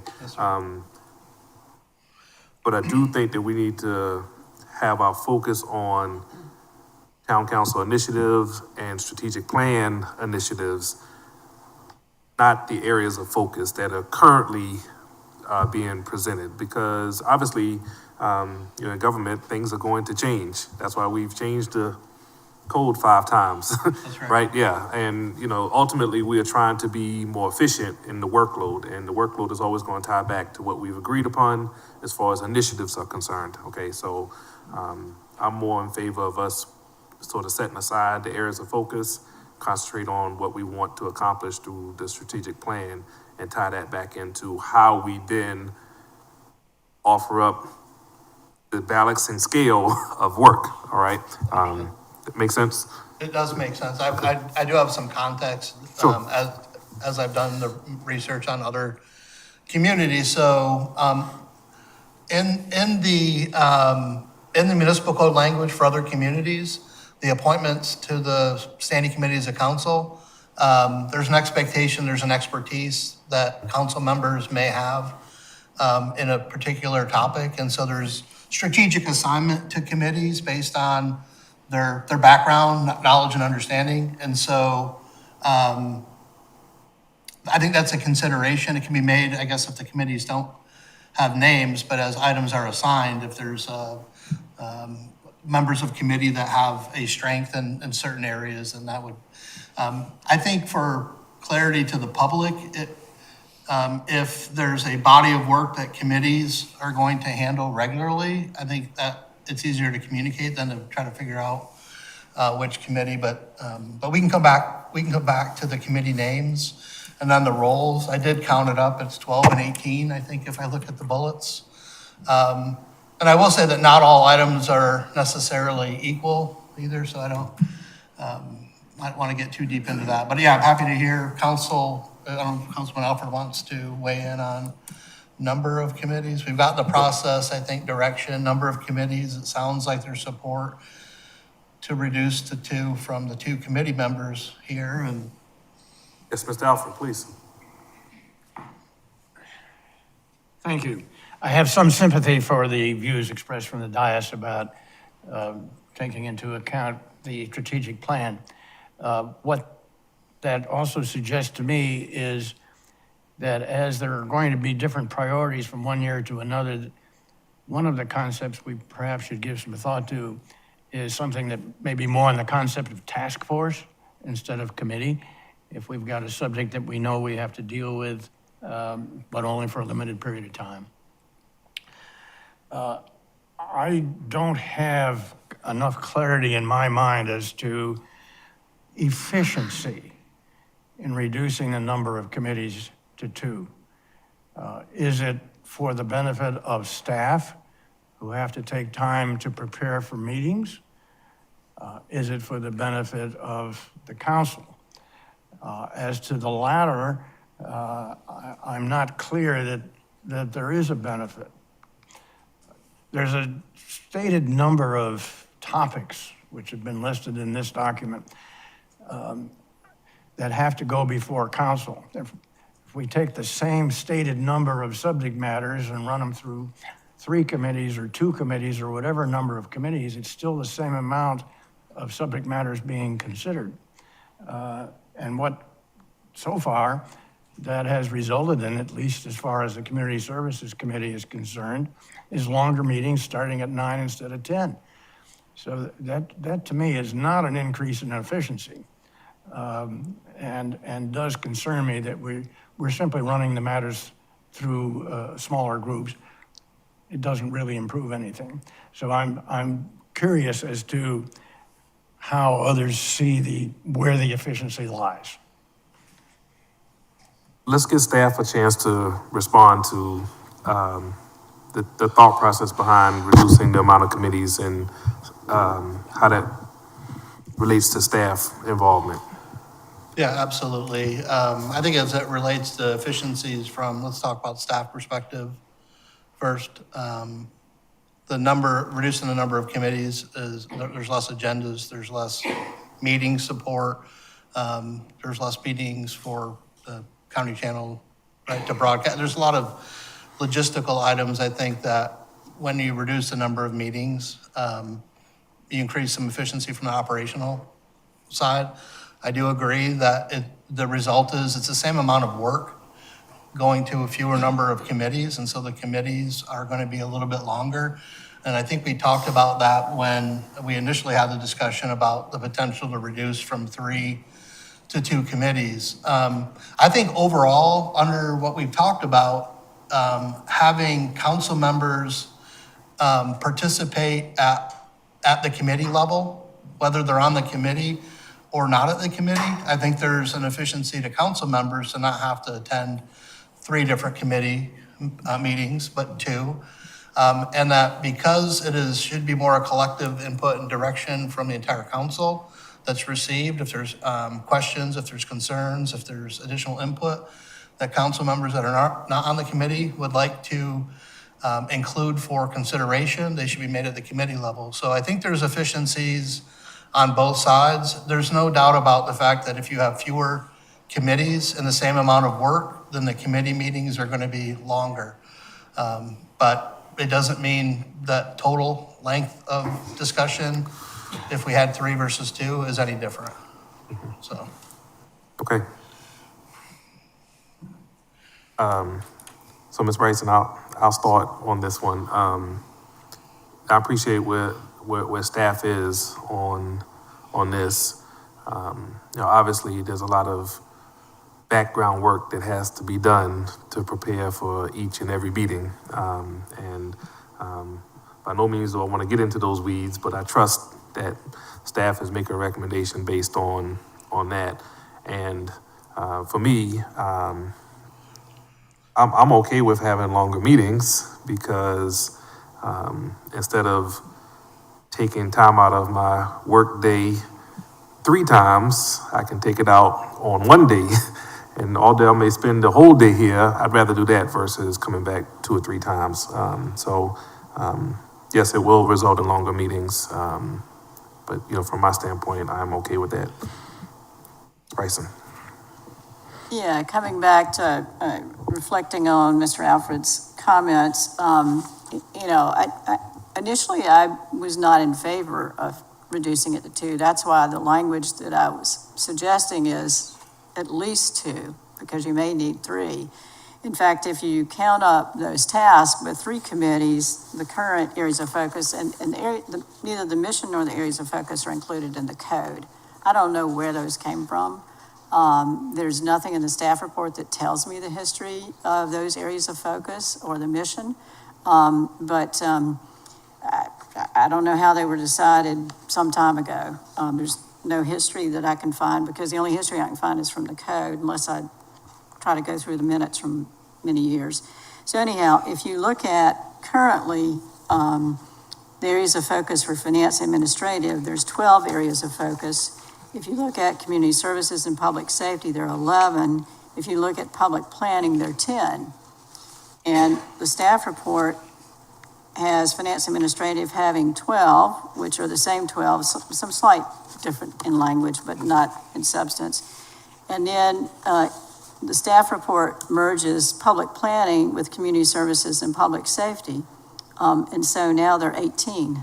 So some got missing along the way. There was 33, I think, counted, and now there's 30. So I can go back through and look at which ones were omitted. It's like, okay, well, I've got 2 pairs of shoes now and 2 feet, but, so I'm now trying to put all of what I used to carry around that other pair of shoes in only one of my pair of shoes. It's just, to me, it doesn't make any sense, other than, we'll just put it on one committee. And if you look at the strat plan, going back and counting our blue dots and our green dots, the blue dots, growth management, enhanced major corridors and streets, and island resilience. And so then if you look at those areas of focus, where do you find enhanced major corridors and streets? And then the green dots, infrastructure, especially stormwater, public safety, economic development, housing/workforce housing, Gullah Geechee cultural assets, and alternative funding sources.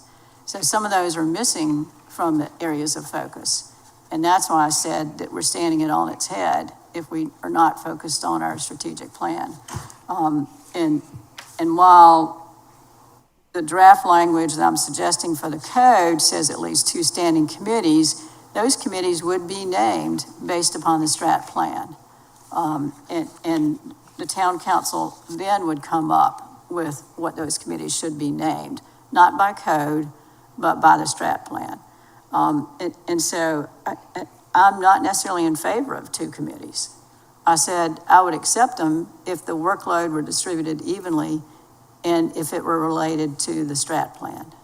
So strong caveats on the limit to 2. I agree with Mr. Alfred about the distribution. Sure. Can I add some? Sure, just some absolutely. background? As part of the staff report, I'm trying to pull it up here, there was the latest ordinance related to committees adopted in 2020.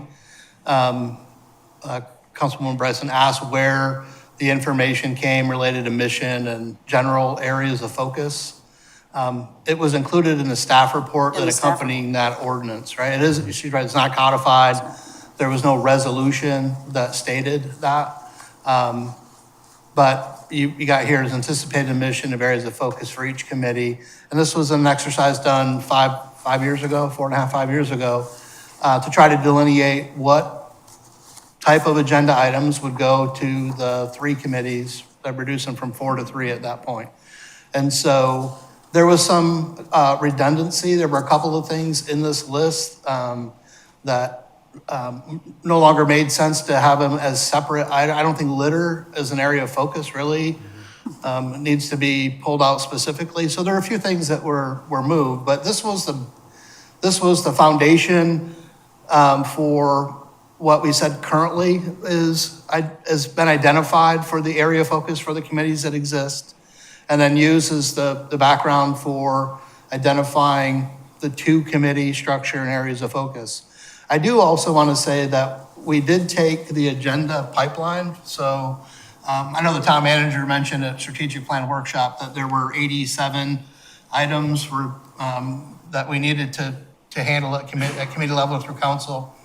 And so we looked at where those items were assigned based on the 2 committees that are currently, that have been appointed and are active, to see where those items were assigned and use that as additional information to identify the areas of focus.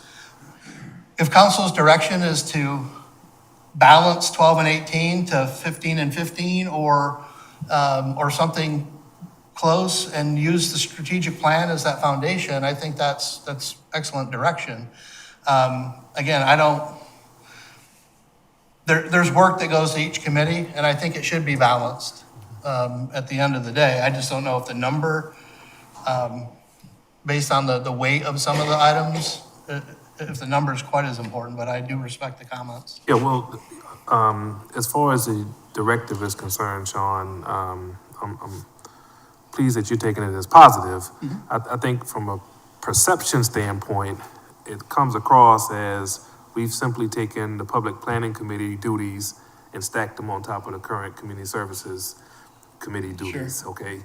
And if we are more focused on strat plan and town council initiatives, I mean, budget is something that has to be done. It has certain components of it that has to go through committee, and you're gonna have to pick one committee or the other that happens, okay?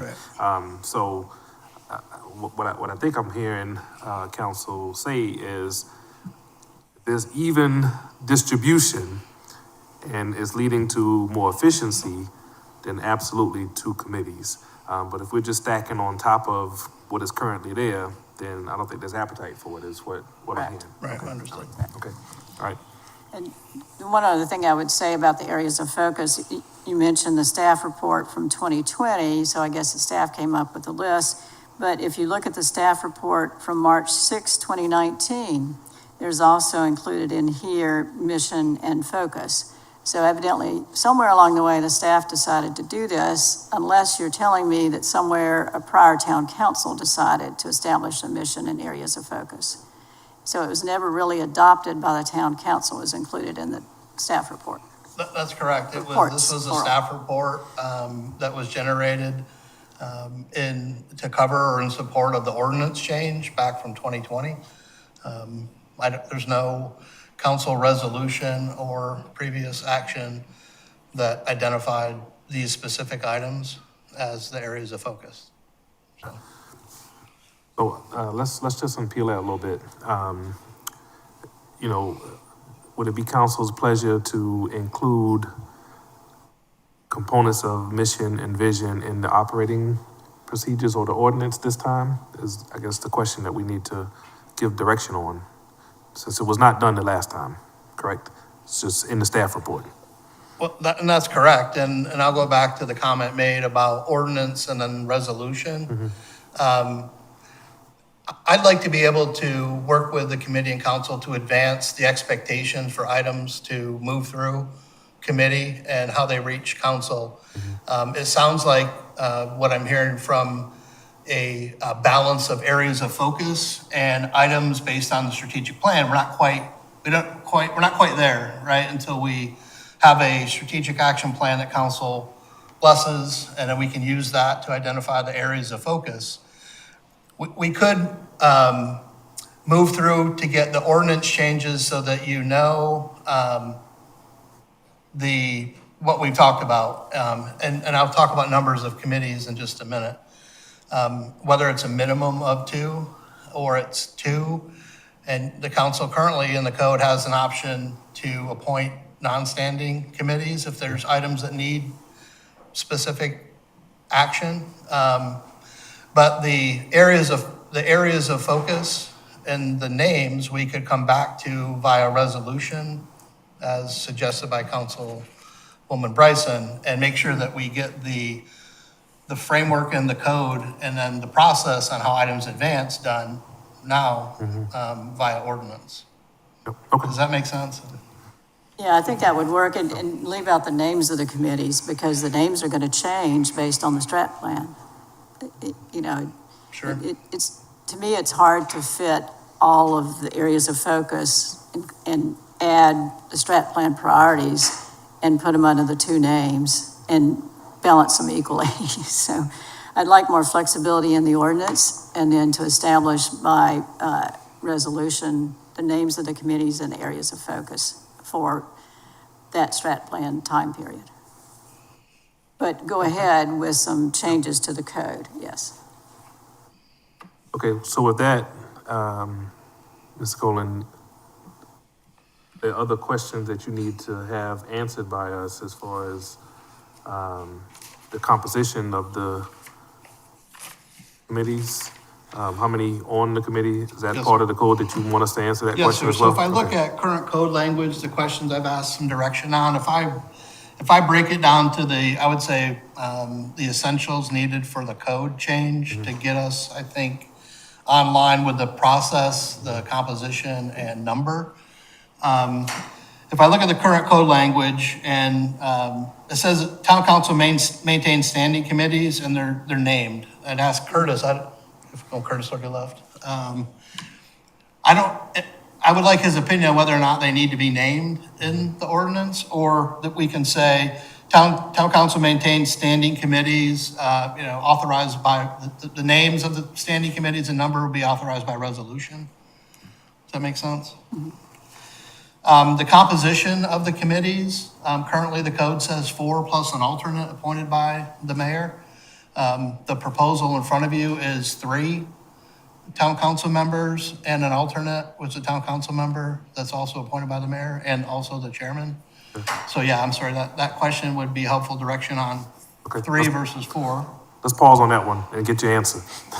Yeah. Ms. Bryson? I'm fine with 3. I objected to 4 as, not as a member of the public, because I thought it constituted a quorum of the town council, and I didn't see that that was appropriate, so I'm good with 3.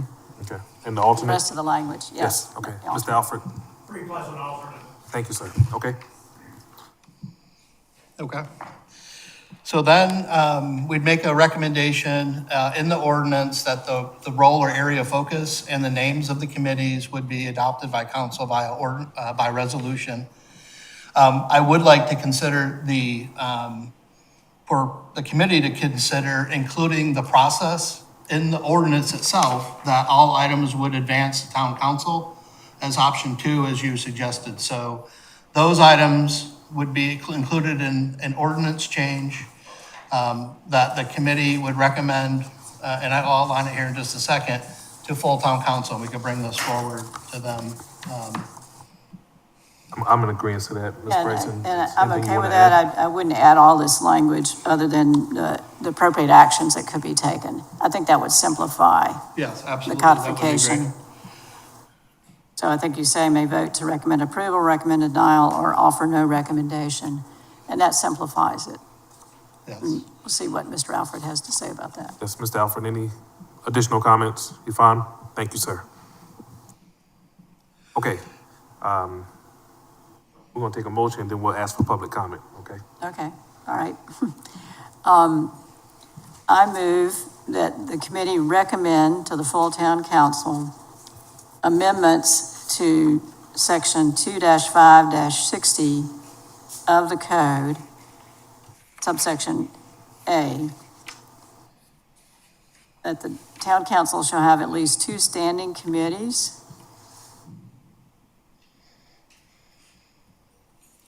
whose names and areas of focus shall be identified by the town council by resolution.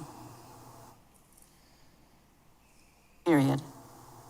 Each committee shall be composed of 3 town council members and an alternate, who shall also be a member of council, period. The mayor shall appoint the members and the alternate and shall designate a chairman, period. In addition, the committee recommends to the full town council that a new subsection be added to include the possible actions by the committees being recommend approval, recommend denial, or offer no recommendation. Did I get everything you wanted us to address? Yeah, well, I think if option 2 is the preferred, so that gives council the ability to approve, deny, or refer back. I just think clarification that all items advance from committee to town council. Oh, yes, and to include all items proceed to the full town council agenda with the mayor's approval, irrespective of committee outcome, if that's Yes. the language that should be used. Yes. Good? Okay. sir. I will second the motion. Okay, Mr. Alfred. Well, come up, Mr. Alfred, so we make sure we capture the comments. Yeah, under the current circumstances, there is another choice, which is recommend with variations. That's the way the agendas have been prepared in the last Oh. recent meetings. Correct. We could approve or approve with Yeah, recommendation. changes or Yeah, recommend, with recommended changes. Yeah, that's fine. Okay. All right, And apologize to the town clerk for trying to get all that. I've got something I'm marking on that I can hand to the town clerk, and I know you can listen back to the recording, and I know that Mr. Collins is also making notes. okay. Public comment on this particular item. Anyone? Mr. Williams? No? Okay. Thank you, Mr. Colon. Thank you.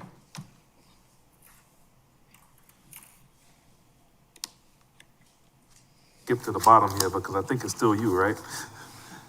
Yes. Was there, Mr. Brown, was there a vote? No, there was no vote. Thank you. Okay, All in favor? okay, thank you. Thank you. Thank you. Okay, next we will have consideration of an ordinance of the town of Hilton Head Island, amending the municipal code by adding new sections 1-5-11 and 1-5-12, authorizing the issuance of administrative citations and fines, amending section 10-2-60 to authorize administrative citations and fines for violations of Article 10, Chapter 2 of the Municipal Code, amending sections 10-2-70 of the Municipal Code to add issuance of more than 5 administrative citations in 12 months as grounds for suspension or revocation of short-term rental permit, to add section 12-3-101 to authorize administrative citations and fines for violations of Article 12, Chapters 3 and 6, to amend section 12-3-117, to amend section 2-3-213, to add sections 12-6-100 and 12-6-101,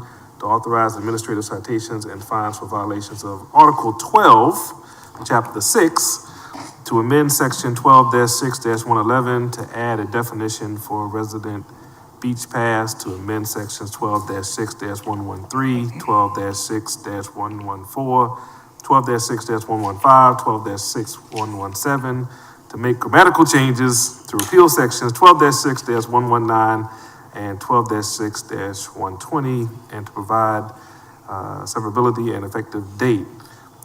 You got 5 minutes to get all that done. Sorry. Well done, Mr. Chairman. So, what's before you are code amendments for consideration, to provide our code enforcement team, some more tools for enforcement. Specifically, adding administrative fines as a tool, and then being able to apply those to certain sections of the code where code enforcement believes they should be appropriate. And so initially I had this as 3 separate ordinances and the code changes, but because they're all linked at the direction and advice of our town attorney, we've put them under one umbrella ordinance. And so when you talk to our town attorney, you can thank him for that long preamble to lead in the agenda item. But we'd like to have administrative fines, citations and fines, to be more efficient, proportionate, and flexible in how we handle code violations. Right now, we have, most enforcement actions rely on criminal penalties.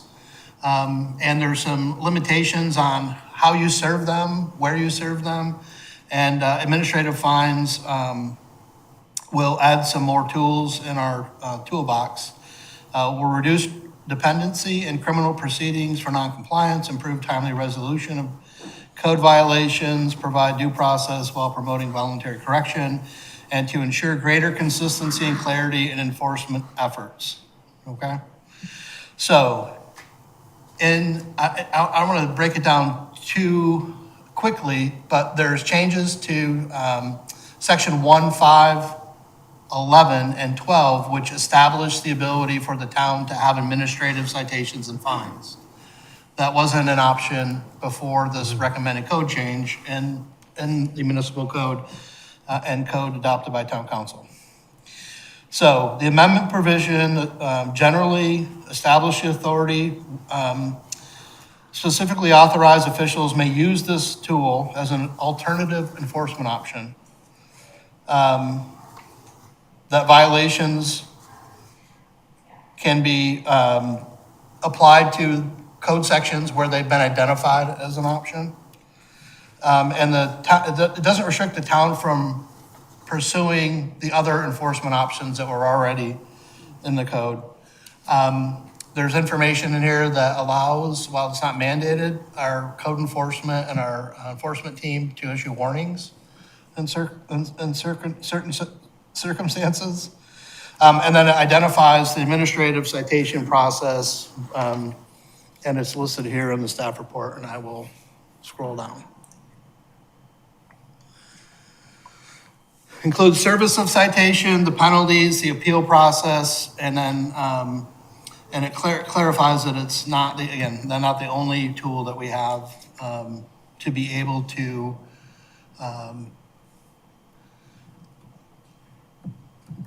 request code compliance. Sorry. So any questions on the section 1, 5, 11, and 12, which establishes the administrative citations and fines? Ms. Bryson?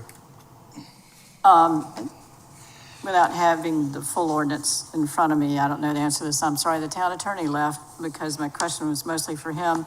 I think we'd run into, first of all, I'm fully supportive of all these changes. Sure. Just get that out there. But we had some issues with service of process with someone located in another state. I'm not going to go backwards in my time as practicing attorney in another state, figuring out how to serve process on somebody in another state. But generally, there is a process in some states with regard to serving the Secretary of State. And so I'm just hopeful that we don't have to run around and find somebody in another state to serve process. And hopefully this gives us that flexibility. And I'm glad that Mr. Brummage is here because we want to make sure that we can get that done and especially to have this ready for the summer season. Good afternoon. Late last year, we put into effect an out-of-state process server, and we have been effective in serving them with summons and hopefully administrative fines moving forward.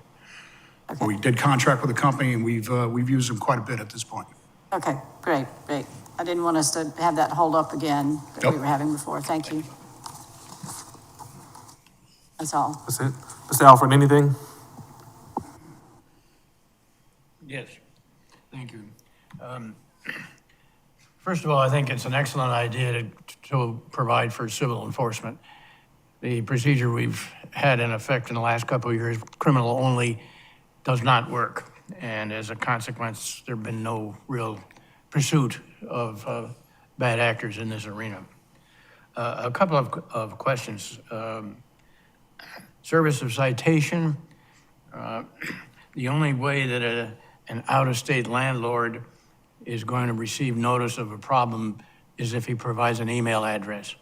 I think there should be other choices than just having an out-of-state person receive only email. If he doesn't provide one, maybe his address or something else should be provided. I have questions in the suspension as to whether 5 violations is too high a threshold.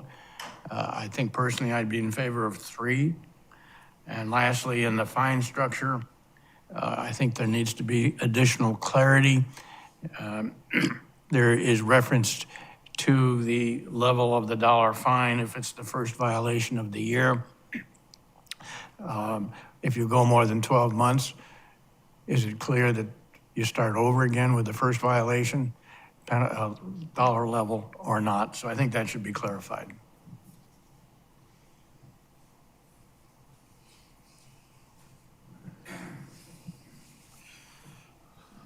If you could address the email for the owner to Yeah, receive. the out-of-state process server does have the ability to deploy investigative techniques to locate people. Again, we've had success with that. Oh, so just so I'm clear on where Mr. Alfred is going, Yes, sir. when we are asking individuals for their information, we are asking for the email address only, or is there? So we have Other- information in our records, owner of record, right? Related to the property. We have information related to that. As part of our short-term rental permit, right, the owner or the management, the property manager are listed as listed on that, with also contact information. Bob, do you know if on the permit we have requested owner information? If along with the property manager? Yes, the property owner is responsible to obtain the permit and the license. Sometimes they do use the property manager to do it, but we do have the information on the owner of record on file. Okay. All right. Does that satisfy your question, Mr. Alfred? As far as the email being the only point of contact?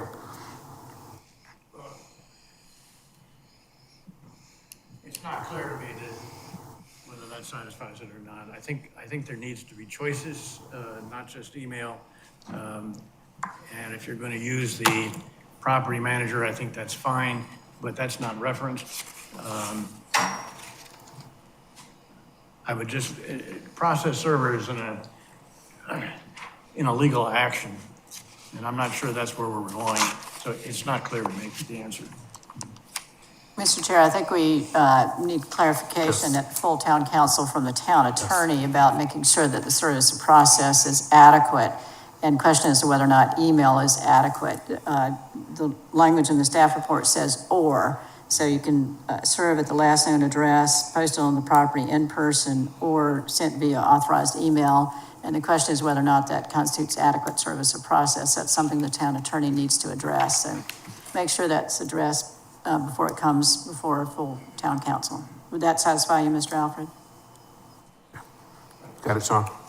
Yeah, I have it, and I do want to say in the actual ordinance that was attached to the staff report, it has in there, that is under the service section, that delivery of a copy of the administrative citation to the last known address for the person within jurisdictional limits of the town. So it has something in there, but we'll make sure that the attorney clarifies that information. And then I do think we could have the town attorney also clarify the 12-month. You know, is it a calendar year based on your permit? Like if you have a permit that's valid for 2025, is it in that 1 year or 12-month period, or is it 12 months from your last violation? Yes, absolutely. But you agree with the other components related to it? Yes, and the other question that Mr. Alfred posed for us to discuss, Ms. Bryson, is the threshold for suspension Oh, absolutely. Right. I think you said after the third time, versus the 5th time. Correct. and that's fine with me. So reduce it to 3? I'm okay with that too. Sure. And the reason, when we talked to the town, when we talked to Curtis, town attorney, we had provisions for the criminal violations as it relates to it, but nothing related to the threshold for administrative. Bob, Curtis, and I talked, we put 5 in for discussion, so 3, we don't have a problem with 3. Okay? Okay.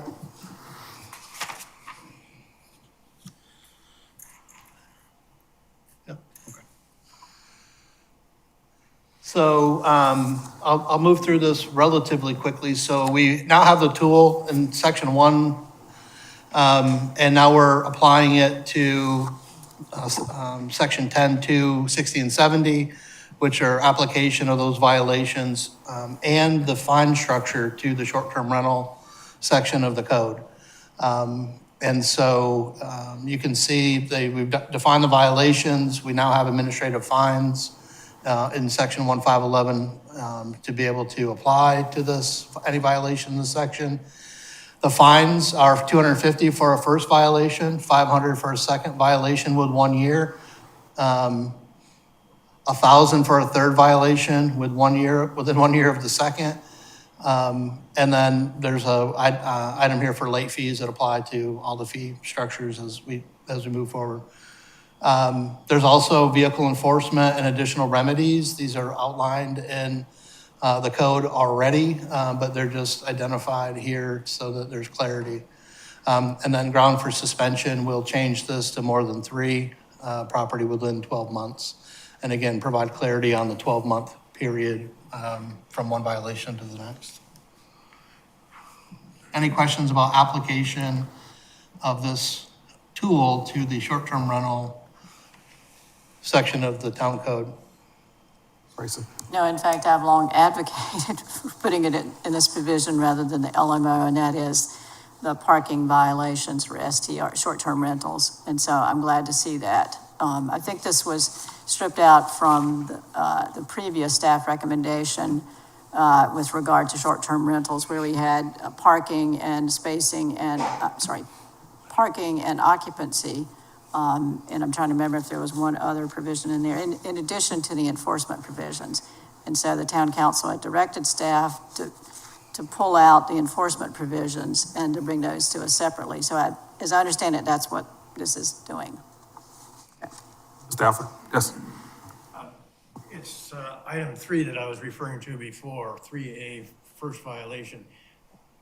I don't want to give a defendant the opportunity to say, well, my violation was beyond 12 months, and it was not the first time. So therefore, there's no penalty. I wrote down in a couple places where it says within 1 year to clarify the definition of 1 year on pages 3 and 4 of the staff report. Okay, Okay. good. And then the next section of the code amendments relate to parking, Title 12, Chapters 3 and 6 about parking and beach parking. And it establishes the authority, it establishes the administrative fines can be applied to these sections as well. The fine structure, again, in Section 1, allows for the fine structure to be identified within each specific code section. So the fine structure for parking is different than the code, and the fine structure for the short-term rental administrative violation. But fines are $50 for the first violation, $100 for a second violation within 1 year, $250 for a third violation within 1 year of the second infraction, and then possible towing or mobilization of the vehicle. And then $500 for any subsequent infraction within 1 year of the third infraction, late fee included in there.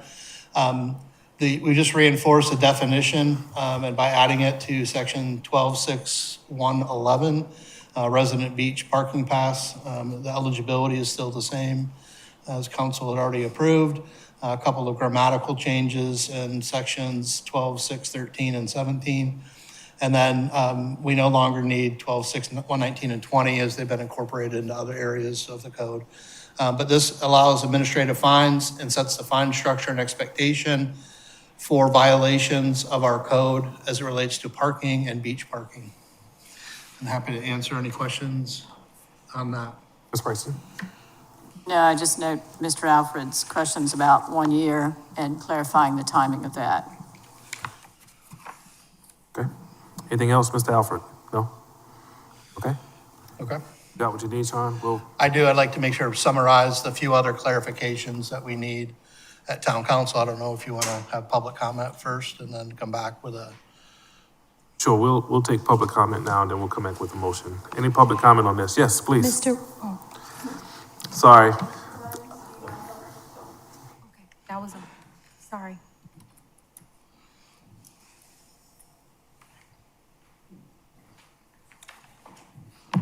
Katie Henderson, Hilton Head Plantation, just a couple things. As we, the public, want to know, do we need this whole thing about the violations because there are so many bad actors? Is this a real issue for us? Because this is not something we hear, you know, and just a thing. And then also the STR penalties seem like they need to be bigger, so they make more of an effect, Okay. in my opinion. All right, thank you. Yes, please.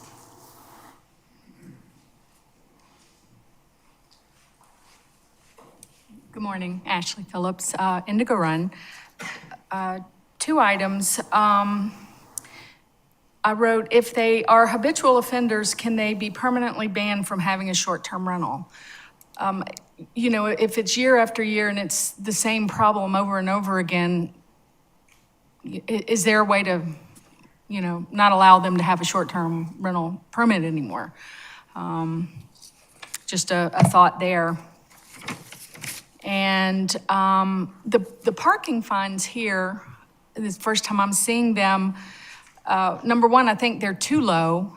And number two, most of the visitors are only here for 7 days. So why do you have the parking fines drawn out for a year? Are you anticipating people staying here that long or coming back multiple times? How are you keeping up with the vehicles that are in violation? So I'm not sure that I understand the purpose of it going out that long when people in short-term rentals are typically only here for 7 days. So maybe shorten it if you've got so many violations within 7 days or something. Those are just my only thoughts. Thanks. Thank you. Anyone else? Okay, so just as a reaction to some of the comments there, Mr. Colin, the habitual offenders, there is revocation of permit. that's correct. There's already provision within the business license short-term rental permit, that after two that aren't resolved, you could lose your permit. And ultimately, if there's a nuisance declared, you can lose your business license to operate a short-term rental. We've included in there the administrative fine once you get past three. If there's not more than three is what's being proposed, that's also an option for revocation of the short-term rental permit. So there are provisions in there if someone is a continual violator of the code. And then as it relates to, I want to make sure that this isn't all just for short-term rental, right? So there is also parking issues that Bob has to deal with and rights of way and other areas. Sometimes parking in a right of way is done by a short-term rental tenant, occupant, whatever it is, or guest, sometimes not. And so this sets the structure for administrative fines that can be used by code enforcement to address both short-term rental and non-short-term rental violators. Does that make some sense? So I want to make sure that there's that clarity. And the code enforcement officer has the ability to determine if it is linked to the short-term rental or not, and then apply whatever remedy that he thinks is most, or his team thinks are most appropriate. So, Okay. All right. okay. You want to summarize? I certainly can try to summarize. It sounds like there's general support for what is being proposed in the staff report for code amendments to these sections of the code. When coming forward to council, I think the committee is recommending clarity on a few different items. One is how we provide service to violators that are out of town, out of state, correct? I think we need to clarify the 1-year provision between violation number 1, 2, 3, 4, whatever is the time frame in these areas of violation. The clarification to reduce the number of administrative citations to 3, not 5, before potential revocation of the permit. And I think that's captured the points that were brought up. Yes. Comfortable with that, Ms. Bryson? Yeah, I'm just looking, did you give us an ordinance with all these code amendments in it? I was just looking back at my, Yeah, so as part of the Was it part of the packet, staff so report? the staff report covers the ordinance. And so here in your packet, it should be. there it is. It Yeah, has the preamble, but then also yeah, you there know, it this is is. a new section of code at the beginning, but found it's it. all in there. And found so it. we'll clean up a few. So you hear Yeah, more yeah. than 5, we'll change Okay. that to 3. And then Gotcha. Councilman Brown, here is the suspension and revocation Yeah, provisions that I talked about. gotcha, I just couldn't find it right away on my iPad. Got it. So I think then what our action would be is for the committee to recommend adoption of the proposed amendments set forth, and does this ordinance have a title? That's a really long title. I'm not gonna read all, I'll just say item number so-and-so on the agenda, with the following clarifications. So I think that's the Perfect. appropriate motion to take. So I move, are you ready, Madam Clerk over there? Oh, she's adjusting in her seat and getting ready. Sorry, mine jumped up. I move that the committee recommend that the full council adopt the municipal code amendment set forth as item 5, new business 5, subsection C, with the following clarifications, clarifying the timing for the language either 1 year or 12 months, and also clarifying service, whether or not email service constitutes adequate service or process for someone anywhere. It's not just out of state, but anywhere. And reducing the number of under grounds for suspension, which is the amendments to 10-2-60 and 10-2-70, somewhere, the grounds for suspension, more than 3 administrative citations rather than 5. And lastly, to clarify the revocation of short-term rental permits and business license suspension, method for reinstatement, and can those be permanent? I apologize, Madam Clerk, for all that. I think that gets it all. A second. Oh, can I? Oh, so, I'm Is sorry. there something I left out? I think it would be related to the email as a authorized method. I think if we provide clarity to include an authorized method for notification, and then when we bring it back to you, if email is not sufficient, or that will make sure there's a sufficient notice of method of notification in there. Does that- Adequate service of process. Yes, does that make sense? So with that clarification, not just saying does email work or not, but include in there a clarification and appropriate method to deliver. As to what constitutes adequate service or process. That's correct. Yeah. Yep. That's fine. And don't ask me to repeat it, I will try, but okay. All right, we're ready for the question. All in favor? Thank you. and can you bring us something more complicated next time? Okay. This is not on the agenda, but I need a break. I will be right back.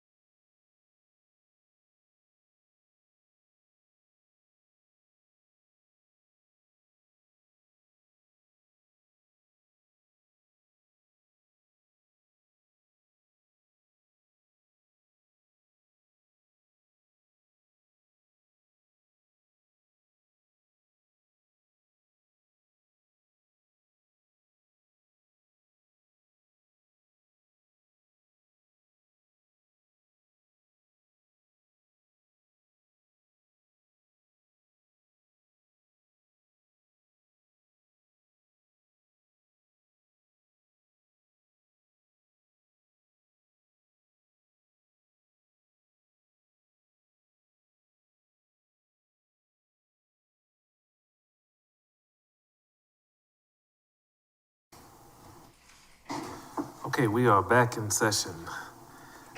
Our last agenda item, as far as new business is concerned, is consideration of an ordinance of the town of Hilton Head authorizing the execution of a lease purchase agreement for fire trucks.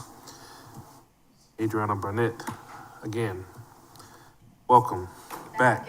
And again, good, right? Hello again. This is a consideration of an ordinance to approve and authorize the town to enter into a tax-exempt lease agreement with a financial institution to finance both past and future fire truck purchases. Some background, and I know potentially you were here back in 2021, fiscal year 2022, when town council approved the purchase of 10 fire trucks. And after the approval of town council for this purchase, we reached out to Safe Industries to produce these fire trucks. Due to production and delivery delays, we're still having this discussion today. As of right now, we have received 8 pumps, and we're still waiting for 2 quints to arrive. The projected arrival or delivery date is sometime in 2026, 2027. However, we would like to execute and get your authorization to move this to town council to execute a lease purchase agreement. I have provided you in the packet not only the ordinance, but also the sample of the RFP that will be utilized to request bids from different financial institutions to lease the trucks. One of the things that it's going to do, and we already paid out of the hospitality tax, we already paid about $5.1 million. And we're planning to also, once we get the 2 quints, to pay the additional 2.4. The lease agreement is going to be about $8 million, but not to exceed $8 million. And this is going to bring back that money that we already paid, the 5.1, and it's going to be reimbursed our hospitality tax for that amount. And this is going to be of beneficial to our town for these reasons, and it is stated in the summary section.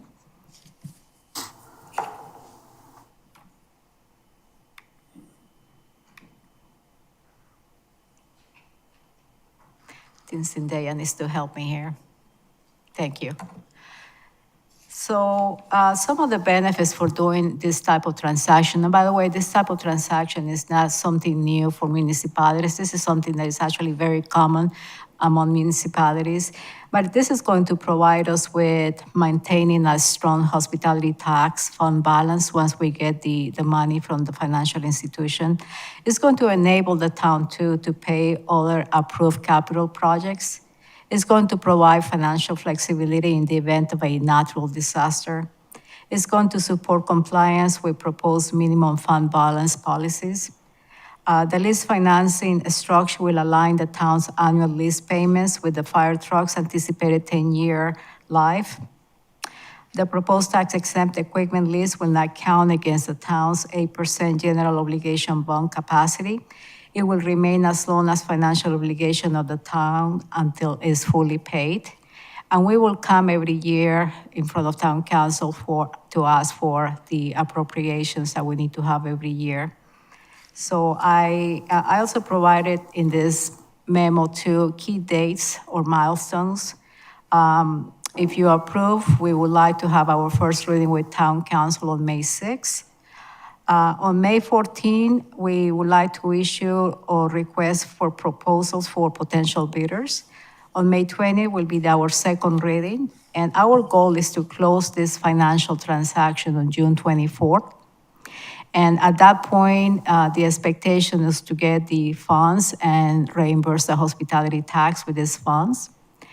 And we're hoping to do this in fiscal year 25, so we don't carry this forward another year. And that's the reason why we're trying to push this deadline and get the funding and the bids and finalize this financial agreement. Okay, Any questions for me? Bryson? Just a couple of notes. I note that I'm familiar with the lease purchase agreement, having worked with previous local governments using this mechanism. It's a great mechanism to be able to purchase large equipment like fire trucks. And I do note that bond counsel is assisting us, Burr Foreman. They are. And that the full faith and credit of the town is not pledged. Also, there's a non-appropriation clause included in case during any fiscal year, the town council decides not to provide funding. So that's a good thing that protects our interest and also not pledging the full faith and credit of the town. But remind me where the payments are going to come from. We're replenishing the hospitality tax funds, but where will the funds come from to make the lease payments? So initially, when we purchased the first 8 trucks, we got the money out of the hospitality tax. So the idea now is to replenish that money. So once we get the money from the financial institution that we select, then that is considered revenue to the town, and then that revenue will be placed back in the hospitality tax fund. And then how will we make the lease payments? From the hospitality So tax the fund? lease payment will be happening from the hospitality tax. So everything will stay within the hospitality tax. Not from property taxes? No, not from property Thank you. taxes. I think no. that's important for the public to know. Yes, Okay. big difference. Mhm. Thank you. And I'm supportive. Mr. Alfred? No? Okay, I too support the initiative. You mentioned we've been talking about this for a while. I know there's been some delay in receiving the trucks and whatnot. But the most important thing is it's a big chunk of money. It is. And we need to make sure that our hospitality tax balance is in the place provided to us by our fund balance ordinances as well. So we have to take that in consideration. So I'm supportive. We will entertain a motion. Okay. Did you ask for public comment? I will after we take the Okay. motion. Yes, sir. I move that we recommend approval of an ordinance of the town of Hilton Head Island authorizing the execution of a lease purchase agreement for fire trucks to the full town council. Okay, I second. Any public comment? Anyone signed up? Mr. Williams? Good. Anyone else? Public comment? No? Perfect. Thank you. All in favor? Okay. We also have non-agenda item, public comment. Has anyone signed up there, Ms. Irvin? Mr. Williams? No. Anyone else? Good? Okay. As always, the favorite part. We are now adjourned. All right. Good job, Nancy. Thank you. No, absolutely. I think we did well.